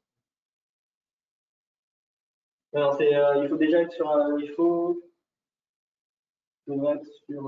Enfin, en gros, sinon, par exemple, s'il y en a un qui est sur un pic et l'autre sur ça, ça va pas fonctionner. Enfin, des trucs comme ça. Alors, si par exemple, il y en a un qui peut juste monter et l'autre qui peut juste descendre, genre, si lui, il est au fond d'un pic, ça veut dire que peu importe ce qu'il fait, il va être obligé de monter. Et lui, peu importe ce qu'il fait, il va être obligé de descendre.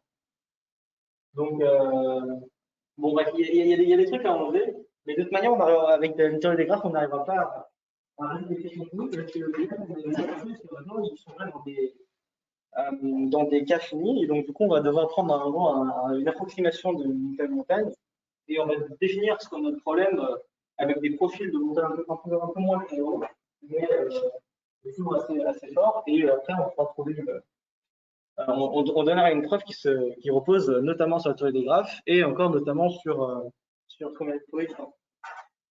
Donc la question.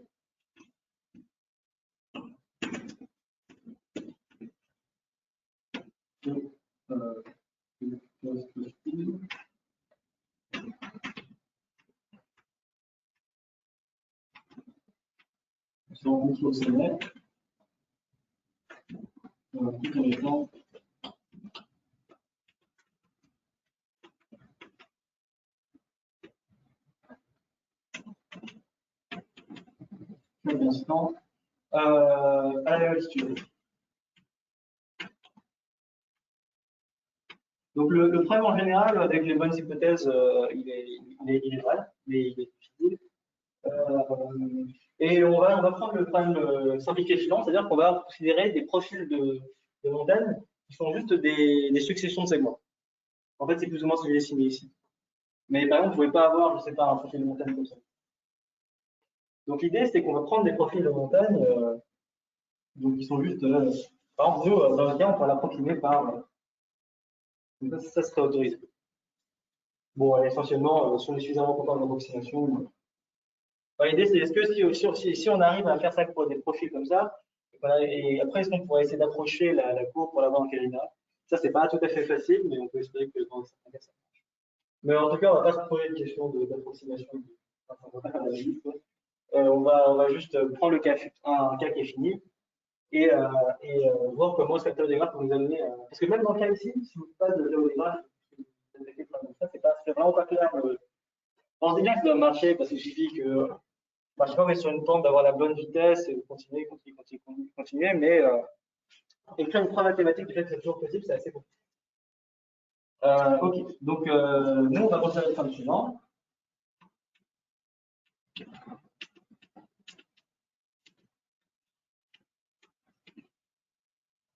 Du coup, on va considérer des profils de montagne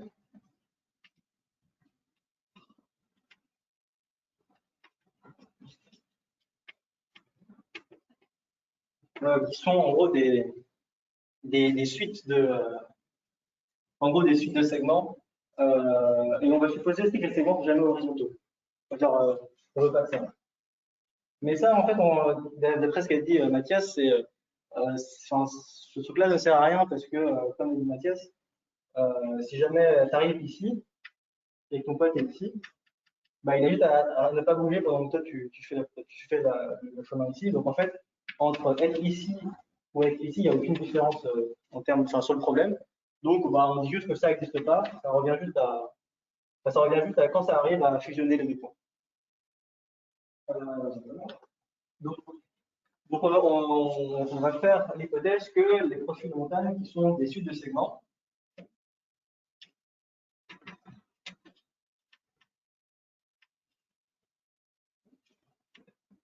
et qui sont non horizontaux.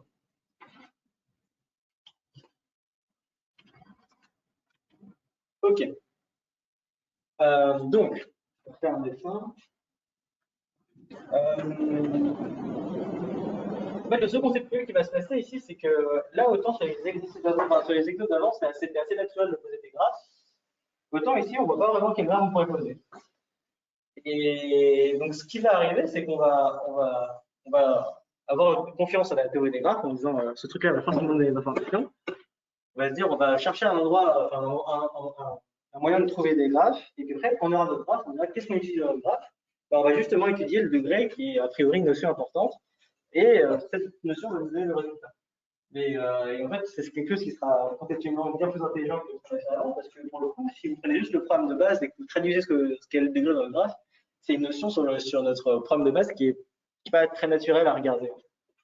Donc, bon, ce sera plus clair quand on aura fait toute la preuve, mais voilà. Donc, l'idée, c'est qu'on va essayer de faire rentrer des graphes dans notre problème. Donc, il faut des objets et des relations. Donc, l'idée, c'est qu'on veut. Donc, l'idée, c'est qu'on va bien formaliser ce problème de dimension, c'est-à-dire que bon, on s'est dit que le profil montagne, c'est juste une suite de. Enfin, c'est une fonction, et c'est aussi dans le cas particulier de 0. Donc, disons que le premier, il commence ici à 0, et le deuxième, il commence ici à 1. Donc, vous avez un premier segment, ça redescend, peut-être que ça monte plus fort, ça remonte. Donc là, on va dire que c'est le sommet. Je vais noter S, l'abscisse du sommet. Donc, en gros, c'est ici qu'ils veulent se rencontrer. Et après, donc, ça fait ça. Ok, bon. Pourquoi pas. Donc, c'est comme ça qu'on formalise. Donc, ça, c'est un profil de montagne. L'idée, c'est que le premier commence à 0. Le deuxième commence à 1. Et après, ils essaient de monter ensemble. Il nous faut grosso modo des objets à étudier. Le but, c'est d'oublier tous les trucs superflus et de ramener que à des choses qui nous aident vraiment à résoudre le problème. Et essentiellement, ce qu'on aimerait garder en mémoire, si on regardait les gens se déplacer, c'est où se trouve le premier alpiniste et où se trouve le deuxième alpiniste. En fait, vu que vous avez une fonction, ça veut dire que pour toute altitude, abscisse donnée, vous avez qu'un seul endroit sur la montagne où vous êtes. Bah, retenir où est le premier, ça revient simplement à savoir à quelle distance il est de l'origine.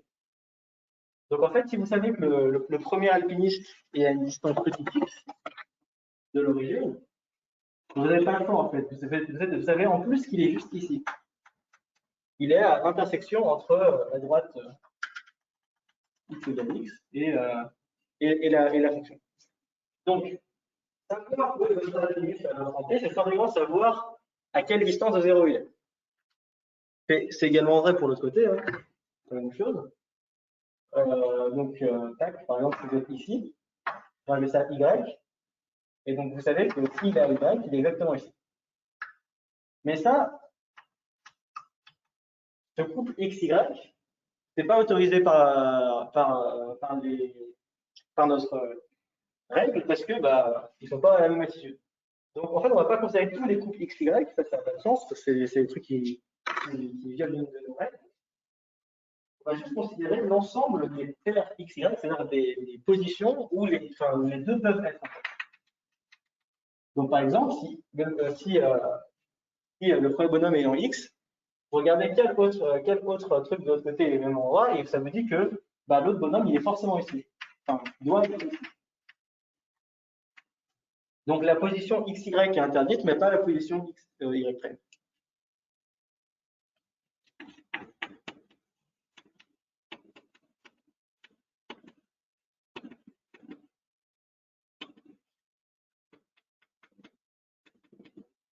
Ok. Alors, donc, ça c'est. Et donc, du coup, ça nous donne les objets que tu regardais. L'objet, enfin, ce qui se passe, c'est simplement le couple de positions autorisées.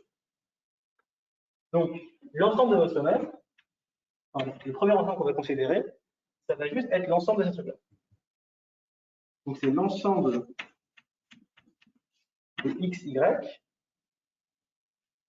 tel que, on va l'écrire en français, tel que le deuxième pénis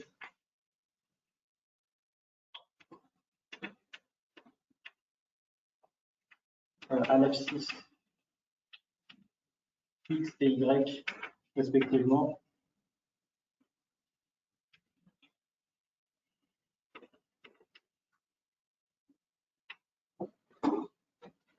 sont à la même latitude.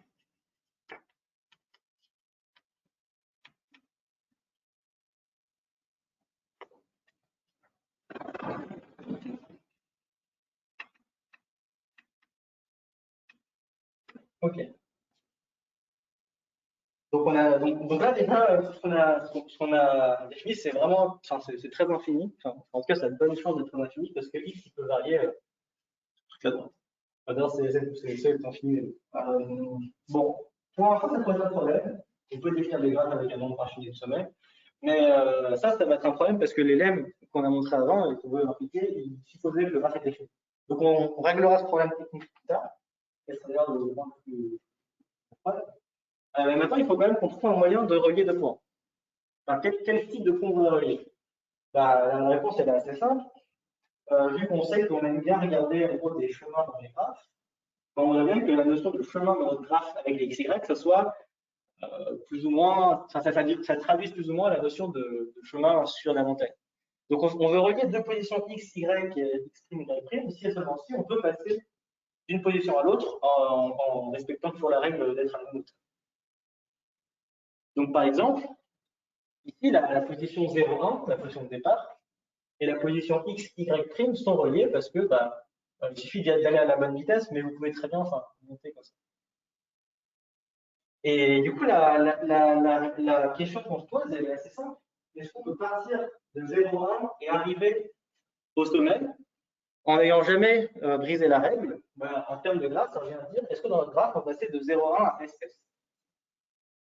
Donc, on a pris notre problème, on a forcé l'apparition des graphes, on s'est dit qu'est-ce qu'on veut étudier, quelle relation on met entre les trucs qu'on étudie, et comment est-ce qu'on traduit notre hypothèse. Et là, c'est beaucoup mieux parce que la question de base, elle était vraiment assez floue. Est-ce qu'on peut, est-ce qu'on ne peut pas?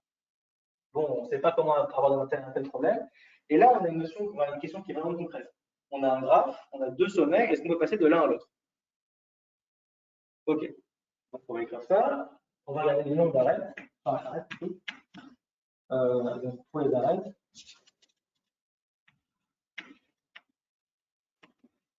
Donc, on va relier x, y à x', y', si et seulement si. Il faut passer de l'un à l'autre en respectant la règle.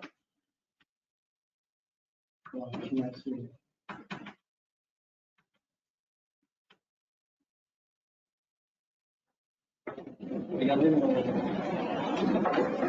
chemin, j'en ai pas tout à l'heure. Du coup, on regarde juste un problème de trouver un chemin dans un graphe. Et ça, pour le coup, c'est quelque chose où on a une théorie assez riche. Donc là, en fait, en ramenant notre problème à un terme, enfin, en gros, en ramenant notre problème à un problème de théorie des graphes, on gagne toute la théorie tous les théorèmes qu'on a à l'intérieur des graphes. C'est-à-dire qu'on a un gros arsenal de théorèmes. Pour l'instant, on en a très peu et on va voir que c'est suffisant. Mais en général, quand vous ramenez ça à la théorie générale, bah, vous regardez toute la littérature qu'il y a dedans, il y a forcément un truc qui est osé. Alors qu'au début, bah, il n'y a pas de théorie de comment est-ce qu'on monte une montagne en respectant la altitude. Donc le problème se résume, à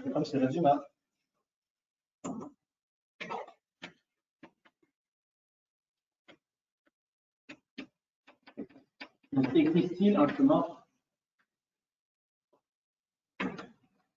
donc, de la position initiale, le 0,1, à la position où sont tous les autres greffes SS. Bon, en fait, la notion de chemin, elle est même pas très claire dans un graphe infini parce que avant, c'était clair quand on avait un nombre infini d'arêtes. Ici, c'est pas clair si on veut autoriser ou pas un nombre infini d'arêtes, enfin, si on veut autoriser ou pas. De toute manière, on n'a aucune théorie pour l'instant, enfin, aucun théorème vraiment concret sur les trucs infinis d'arêtes, enfin, les graphes infinis, donc on va forcément chercher à amener un chiffre. Donc là, ça va être un peu technique parce qu'a priori, il n'y a pas de raison qu'on puisse mesurer que certains points. Et je pense que la première façon pour voir ce truc-là, ça va déjà être de se poser, enfin, ça va déjà essayer de représenter notre ensemble de sommets. Je vais venir ici. En gros, la question, c'est que notre ensemble de sommets, c'est un ensemble de points x, y. Donc, on peut très bien essayer de le représenter dans le plan. Donc, avec sur cet axe-là, les éléments x, et sur celui-ci, les éléments y. Là, on a 1, S, 0. Ok. Bon, va falloir, on va faire des dessins. En gros, dès qu'on a réussi à dessiner l'ensemble S, après on arrive à comprendre ce qu'on fait. Mais sinon c'est assez compliqué. Donc l'idée, c'est qu'on regarde, en fait, on fait bouger X et on regarde toutes les paires qui sont dans notre ensemble grand S avec la première coordonnée qui est égale à X. Donc si on prenait 0, ben, vous avez que 1. Donc c'est-à-dire que S, il possède, enfin, quand vous coupez par rapport à 0, il n'y a que ce truc-là. Donc après, vous vous baladez sur le graphe. Donc, tac, tac, tac. Si vous prenez un point qui est ici, regardez. Faut garder en tête que notre deuxième axe limite, il va pas dépasser ici. Donc, ce qui nous intéresse, c'est que les points de ce côté-là. Donc ici, bon, bah, enfin, il y a toujours un seul point. Et essentiellement, donc ça veut dire que pour tous les points qui sont ici, il y a toujours un seul y qui va qui leur correspond. Bon, ça, il faut le dessiner à peu près correctement, mais l'idée, c'est qu'ici, on va juste avoir, en gros, une pointe qui va avoir une certaine pente. Et essentiellement, la pente, ça va nous donner la vitesse à laquelle les deux alpinistes doivent se déplacer pour toujours rester à la même hauteur. Parce qu'en gros, là, vous avez deux lignes droites, mais juste pas avec la même inclinaison. Donc, pour que les deux personnes soient toujours à la même hauteur, il suffit que lui, par exemple, aille moins vite que lui. Parce que vu que lui, sa pente est plus raide, s'il allait aussi vite en vitesse horizontale, bah, il irait beaucoup plus vite en vitesse verticale. C'est pas, on s'en fiche après de la balance de pente, on veut juste savoir que c'est un segment, quoi. Et par contre, il commence à se passer quelque chose quand en fait, en gros, en fait, là, il se passe rien parce qu'on est dans le cas gentil. En gros, si on regarde par rapport à Y plutôt, ici, là, il se passe un truc. Parce que si vous prenez un Y qui est ici, et vous tracez, ben là, vous avez trois positions X possibles. Ça veut dire que votre ensemble S, il va commencer à devenir moche. Donc, si on comprend ce qui se passe, c'est-à-dire qu'on balade S, c'est jusqu'à ici, il y a toujours une seule possibilité. Quand on arrive ici, il y a un truc bizarre qui arrive. C'est-à-dire que quand on arrive à ce point-là, donc on va dire que c'est ce point-là, vous obtenez deux points. Et donc ce point-là est un peu plus loin, et donc du coup, ça veut dire que ce point-là Y, il a un point qui est ici, et un point qui est un peu plus loin. Il correspond à ce point-là. Et quand vous montez encore un tout petit peu plus, vous avez vous continuez sur cette pente-là, donc c'est-à-dire que vous allez continuer à descendre un peu. Enfin, vous allez prolonger cette partie-là, mais ici, il se passe des choses. Ici, en fait, ce qui va se passer, c'est que vous allez avoir une solution X qui est un peu plus petite que ce qui était ici, et une solution X qui est un peu plus grande. Donc là, vous voyez simplement que on va avoir ça. Donc, vous continuez, vous arrivez jusqu'ici.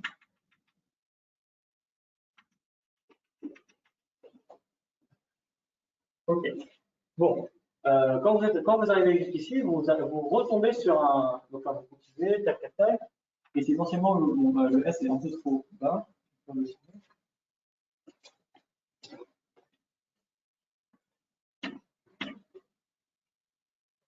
Et donc, du coup, les trucs vont se rejoindre.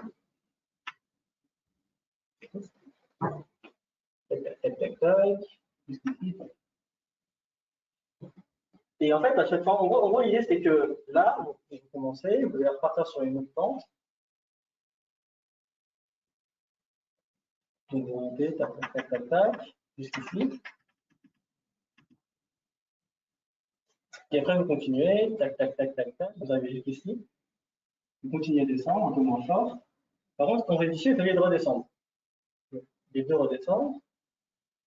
Ça vient faire ça. Non, c'est X qui descend. Donc, continuez. C'est ça, ouais. Bon, mon dessin est absolument pas clair, mais donc l'idée c'est quoi? C'est que vous tracez votre X là, et la question qu'on se pose c'est est-ce qu'on a besoin de garder en mémoire tous les points? Par exemple, Mathias tout à l'heure, c'est que quand vous avez un truc qui est totalement plat, vous pouvez l'oublier. En fait, on est un peu plus fort ici, c'est qu'on se rend compte que tant que deux points sont sur le même, enfin tous les deux sur une pente, et ben sur votre graphe X, vous allez juste avoir une pente. Et ça, bah, en fait, mathématiquement, il n'y a pas une vraie différence pour différencier ces deux points-là. Pourquoi? Parce que ce que vous dit que si vous étiez là, vous pouvez toujours arriver là. Donc, si vous avez un chemin qui a vraiment emprunté les deux points, bah, vous pouvez juste mettre les deux points ensemble et ça va pas poser de problème. Et en fait, cette remarque-là, elle est vraie pour n'importe quel point qui est sur ce segment-là. En fait, le truc, c'est que quand vous demandez à X de bouger un peu, ce qui va se passer, c'est que bah, Y va bouger. Quand vous êtes tous les deux sur une pente qui ne bouge pas, bah, la dépendance, ça va être quelque chose d'affine, c'est-à-dire juste une pente. Alors, vous pouvez arriver à des endroits où il y a plusieurs pentes à la fois. C'est ce qui se passe quand vous regardez un Y ici. Ça pourrait être l'inverse, c'est-à-dire que on pourrait avoir, par exemple, dans un autre cas où, à partir d'un moment, bah, vous avez une autre solution pour X. Donc, pour avoir en fait plusieurs graphes à côté les uns des autres, ça, c'est une situation où, quand vous regardez en point en X, par exemple ici, quand vous regardez, là, vous avez vos trois solutions. Donc, c'est-à-dire que si vous regardez votre X en ce point-là, ici par exemple, vous allez avoir la courbe conçue depuis le début, une courbe qui apparaît et une autre un peu plus haute. Donc, qui correspondent à celle-ci et celle-ci. Donc, essentiellement, votre ensemble S, il peut être absolument immonde, c'est-à-dire qu'il peut avoir énormément de composantes différentes, mais ce dont vous êtes sûr, c'est que c'est juste une réunion de segments. C'est-à-dire que vous avez des endroits où ça peut poser problème. Les endroits où ça pose problème, c'est le moment où ça change de comportement. C'est les pics et les creux. Parce que tant que vous êtes tous les deux sur, enfin, tant que vous êtes tous les deux sur, les deux sont sur des pentes, à ce moment où il n'y a pas de pente problématique, ce que vous allez avoir sur votre S, c'est un segment. Donc ça veut dire que tant que vous ne rencontrez pas un de ces points-là, ou un de ces points-là, de côté, hein, ça dépend, et ben votre graphe, ça va être des segments. Donc, vu que vous allez rencontrer qu'un nombre fini de tel point, parce qu'il y a qu'un nombre fini de pics et de vallées, ça veut dire que votre graphe S, il a beau être moche, votre graphe S, il a beau être moche, ça reste quand même une union finie de segments. C'est-à-dire que la première courbe, ça va être des segments collés à la suite, il y a peut-être une autre courbe de segments à la suite, mais à la fin, on va juste avoir un nombre fini de trucs. Et ce qu'on dit, c'est que ces deux points dans un segment, il n'y a pas de raison de les différencier. Parce que deux points de ce segment-là, c'est juste des. La couleur n'est pas bien choisie. Deux points sur ce segment-là, bah, c'est juste deux points qui sont ici.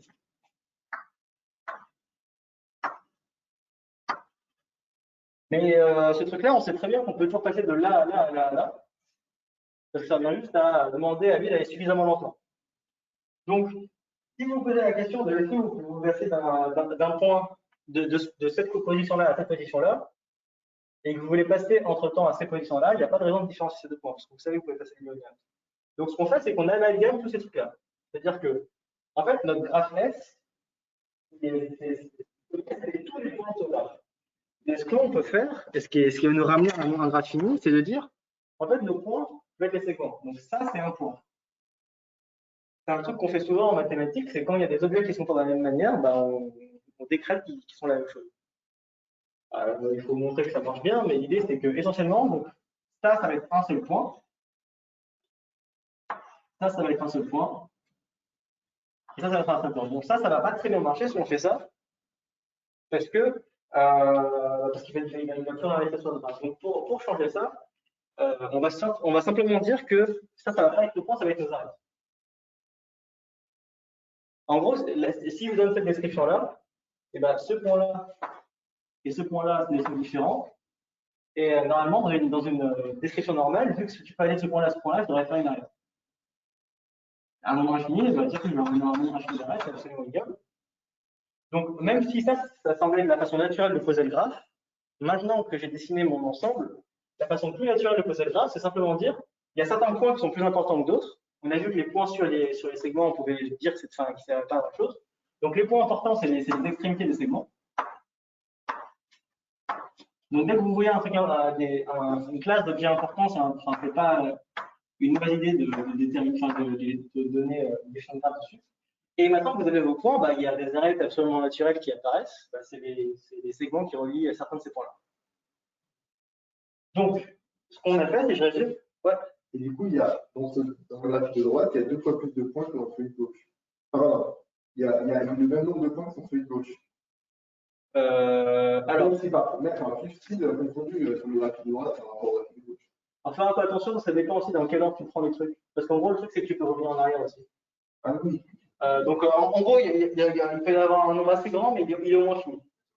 Parce que l'idée, c'est qu'en fait, tu fais bouger ton x, et tu as une intersection dès que x passe un point ici, et dès que y passe un point ici. Donc x, lui, quand il va avancer, il va rencontrer que 5 points. Mais y, lui, s'il revient en arrière, il peut rencontrer un plus grand nombre de points. Mais par contre, vu qu'il va faire ça, en gros, il y en a quand même un infini. Donc en fait, le truc là, c'est qu'on c'est extrêmement difficile à dessiner. Ça n'a pas vraiment d'intérêt. Mais si on essaie de le dessiner et qu'on essaie juste de comprendre la forme que ce truc-là, ça nous dit essentiellement ce qu'il faut faire, c'est de dire, on ne va pas considérer le graphe dont les points c'est ça, on va considérer le graphe dont les points c'est les extrémités de ce truc. Voilà. Donc, et l'avantage aussi, c'est que du coup, les positions qui nous intéressent, c'est-à-dire 0, 1 et SS, vu que c'est des points, vu que c'est des pics ou des vallées, ils vont apparaître dans notre graphe. Donc du coup, notre question qui était est-ce qu'on peut les relier avec un graphe, elle reste la même.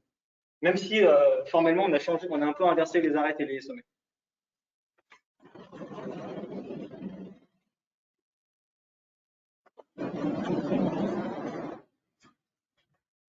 Ok.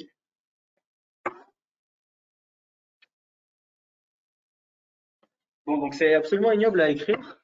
Et vu qu'il me reste 10 minutes, je ne vais peut-être pas l'écrire, mais du coup, ce que j'ai dit, une propriété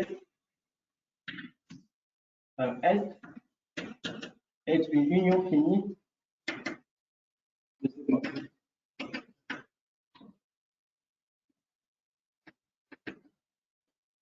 L'idée, c'est qu'en fait,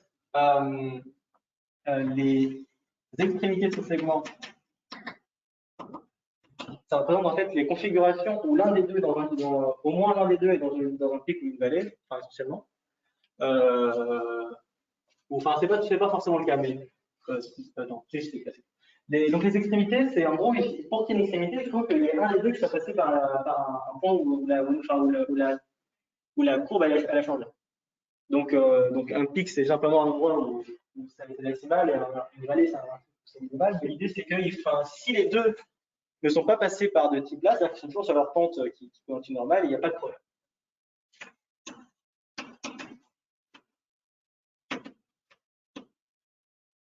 Ce sont des XY soit Y sont dans un pic, dans une vallée.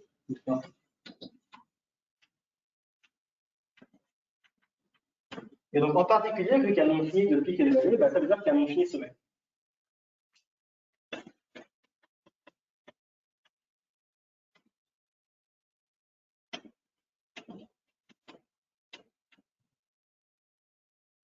Ça, c'est vraiment ce qu'on voulait. En gros, on voulait être un graphe fini pour appliquer le théorème, mais ce qu'on a fait essentiellement, c'est qu'on a condensé l'information.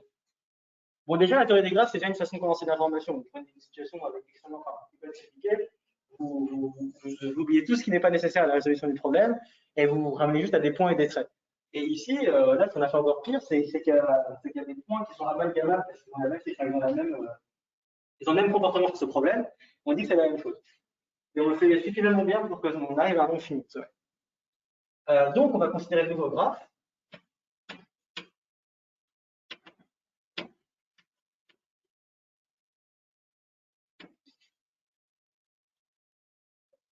J'écris les sommets.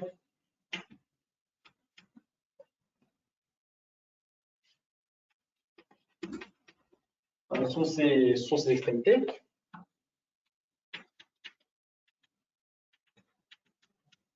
Et les arêtes sont les segments. Et la question reste inchangée. Est-ce qu'on peut relier 0, 0, 0, 1 à SS?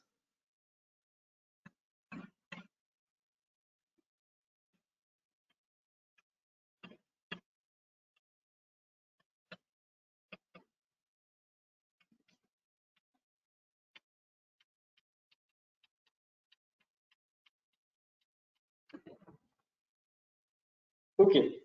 Donc, en fait, ce que j'ai fait d'essayer par exemple, ce qui marchait pas bien à cause de mon mauvais exemple, c'est que en fait, votre graphe, c'est pas juste une courbe. Parce que s'il y avait juste une courbe, c'est clair. Parce qu'il suffit de suivre la courbe jusqu'à arriver. En fait, vous avez des parties du graphe qui sont disjointes les unes des autres. Par exemple, supposons dans le mauvais des cas que le SS à quel on va arriver se trouve ici. Non, je peux descendre. Bon, genre, tac, tac, tac, tac, tac. Là, c'est mon SS. Le problème, c'est qu'on ne peut pas partir de cette branche-là et arriver à celle-ci. C'est-à-dire que quand vous arrivez à un point de bifurcation où il y a plusieurs solutions possibles, les trois branches, elles partent à des endroits différents. Et elles n'ont pas de raison de se recroiser après. Donc ça veut dire que si par malheur votre 0,1 n'est pas sur la même branche que le SS, en suivant les arêtes, vous ne pouvez pas arriver jusqu'à lui. Donc il y a quand même un truc à montrer. Il faut quand même montrer, donc en fait, il n'y a pas de raison de penser que tous les points sont sur la même branche, mais on va montrer quand même que le point SS est dans la même branche que 0. Donc, l'idée, c'est que si vous prenez votre ensemble S et vous dites, tous ceux qui ne sont pas dans la branche de 0, je m'en fous.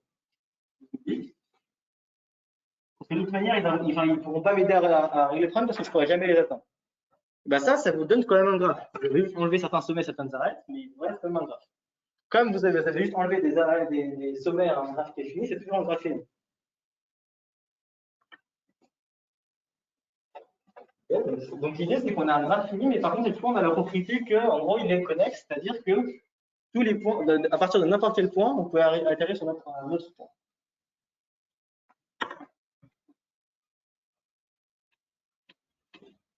Donc on se restreint, donc en gros, on va appeler ça la branche, mais l'idée, c'est en gros ce qu'on appelle la fusion connexe.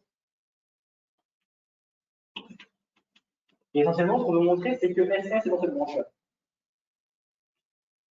C'est la graphe. Maintenant, on va finir la preuve. Et bon, vu qu'on a très peu de lemme, on doute bien qu'on va essayer de lemme que j'ai commencé avant. Et du coup, on va regarder la concentration c'est le degré d'un sommet. Qu'est-ce que c'est que le degré d'un sommet? En fait, le degré d'un sommet, c'est juste le nombre de choix. C'est juste le nombre de choix que vous avez pour être à un endroit. Par exemple, j'ai fait des dessins.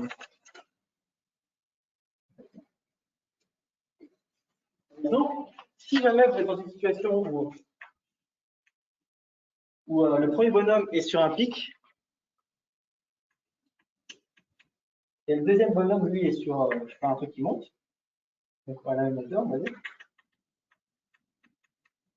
Pour sortir de cette situation, combien vous avez de possibilités? Lui, il est obligé de descendre. Du coup, lui, il ne peut pas monter. Donc, lui, il est obligé de descendre. Par contre, lui, il peut choisir de quel côté il descend. Donc, soit il descend droite puis et gauche, soit lui, par exemple, il est obligé de descendre, et donc il descend droite et droite. Donc ça veut dire que quand vous êtes dans votre situation, dans votre point d'extrémité, vous avez deux façons de sortir de là.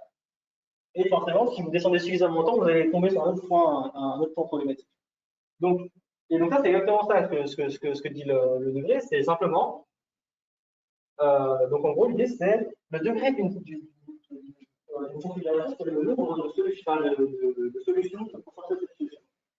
Et ce qui va être assez incroyable, c'est qu'en fait, on va montrer que tous les degrés de nos points sont pairs, sauf en les points qui nous intéressent. Donc FS et 0. Et du coup, notre lemme de tout à l'heure va nous aider. Donc l'idée, c'est qu'il faut étudier les degrés différents. Donc, il faut étudier plutôt les différents degrés.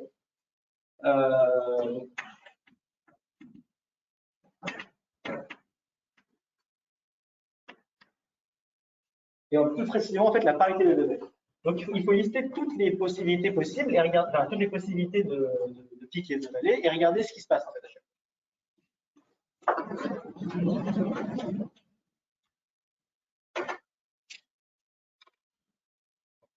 Okay. Alors, donc on fait la liste. Donc le cas numéro 1, bon, pour gagner un peu de temps, il reste 5 minutes, ok, c'est bon. Pour gagner un peu de temps, je vais juste recopier ce que j'ai écrit. Donc, si jamais A est sur une vallée et que B est sur un truc qui descend, bon, A et B, c'est le nom de mes messieurs, vous avez deux possibilités. B est obligé de descendre, parce que A ne peut pas monter. Donc, soit A descend du même côté que B,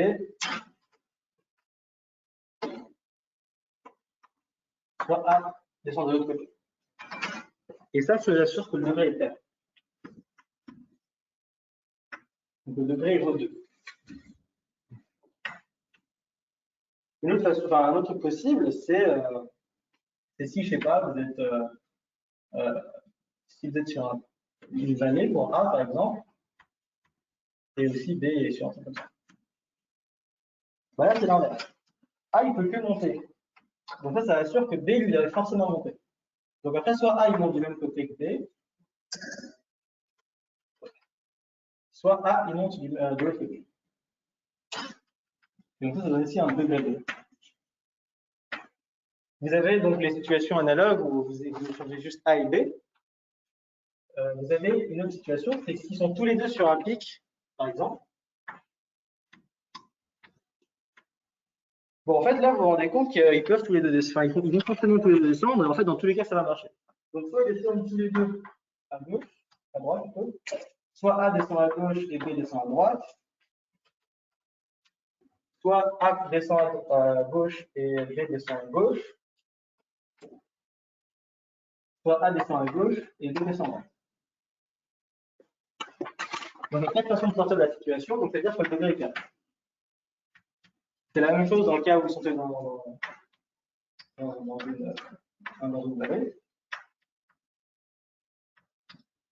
Et donc ça, bon, bah, ça nous donne tous nos trucs, tous nos cas, sauf, il y a un cas qu'on n'a pas traité, c'est le cas où ils sont tous les deux à la base, en fait.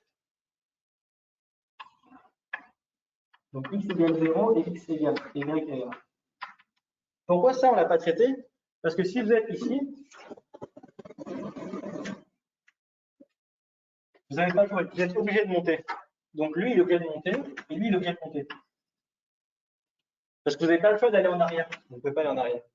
Donc ça veut dire que ce point-là a la propriété remarquable qu'il est de degré 1.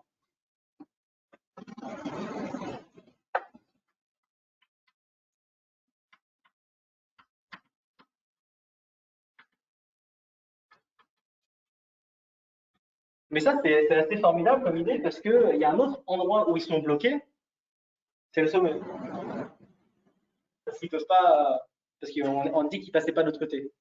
Donc s'ils sont sur le sommet, les deux, bah, ça veut dire que lui qui vient à gauche, il est obligé de redescendre et lui, il est obligé de redescendre.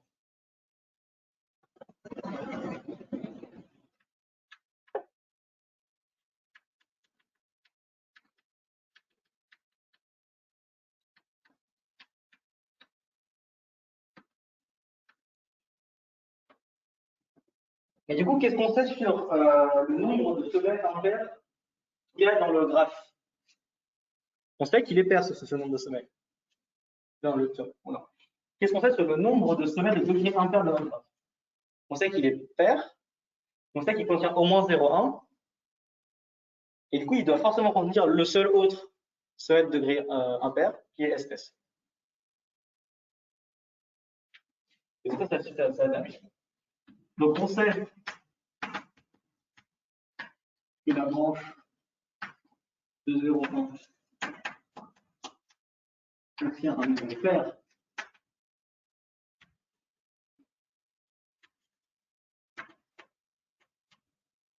de sommets de degré impair, c'est ça? Donc, il pourrait très bien contenir 0, mais le truc, c'est qu'il contient 0,1.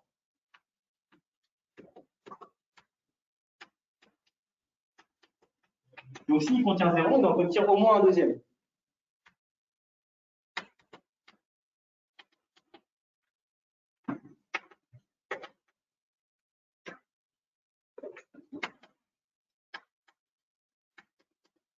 Et du coup, bah, s'il peut en contenir au moins un deuxième, il n'y a qu'un seul autre sommet qui est possible, c'est SS.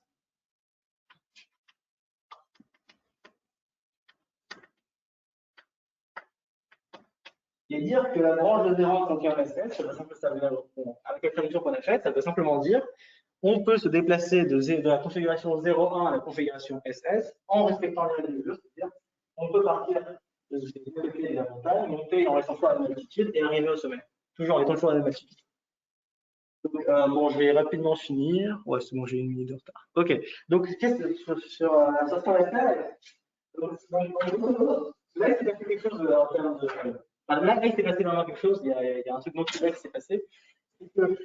Là, il n'y a pas de raison de penser que les graphes vont intervenir. Ce n'est pas un problème de voir un graphe. Et surtout, même quand on a réussi à faire un graphe dedans, déjà, il faut le ramener à un truc fini, ce qui est, ce qui est en gros le truc assez non trivial de l'affaire. Et surtout, il n'y a aucune raison de s'intéresser à la parité du degré d'un sommet. Parce que ça va simplement à dire, enfin, personne ne se dira, quand je suis dans une configuration, quelle est la parité de mon nombre de mon nombre d'issues. Et donc, ce qui nous a motivé, c'est essentiellement que tous les autres exemples qu'on a fait avant nous ont mené à étudier une notion qu'on appelle le degré, qui a l'air suffisamment importante pour peut-être poser un point, pour poser des questions sur le degré. Après, on a plus ou moins écrit une théorie mathématique, même si elle était assez courte, qui nous mène assez rapidement à un résultat intermédiaire sur la parité des degrés. Et comme on a un résultat, dès qu'on a un problème de graphe, on ne fait rien à juste essayer d'appliquer nos résultats. Et ici, on voit que ça paraît. Et ce truc-là est absolument trivial si. Enfin, et vraiment pas trivial si on n'était pas des graphes. Donc voilà, bon, on a fait un peu moins que ce que je pensais, mais au moins on a fait le truc joli. Donc voilà. Merci de votre patience et de votre écoute. Et je crois qu'il y a encore une personne sur le GoToMeeting, donc s'il y a des questions, je suis là encore pendant genre 5 minutes. Je pense. Merci.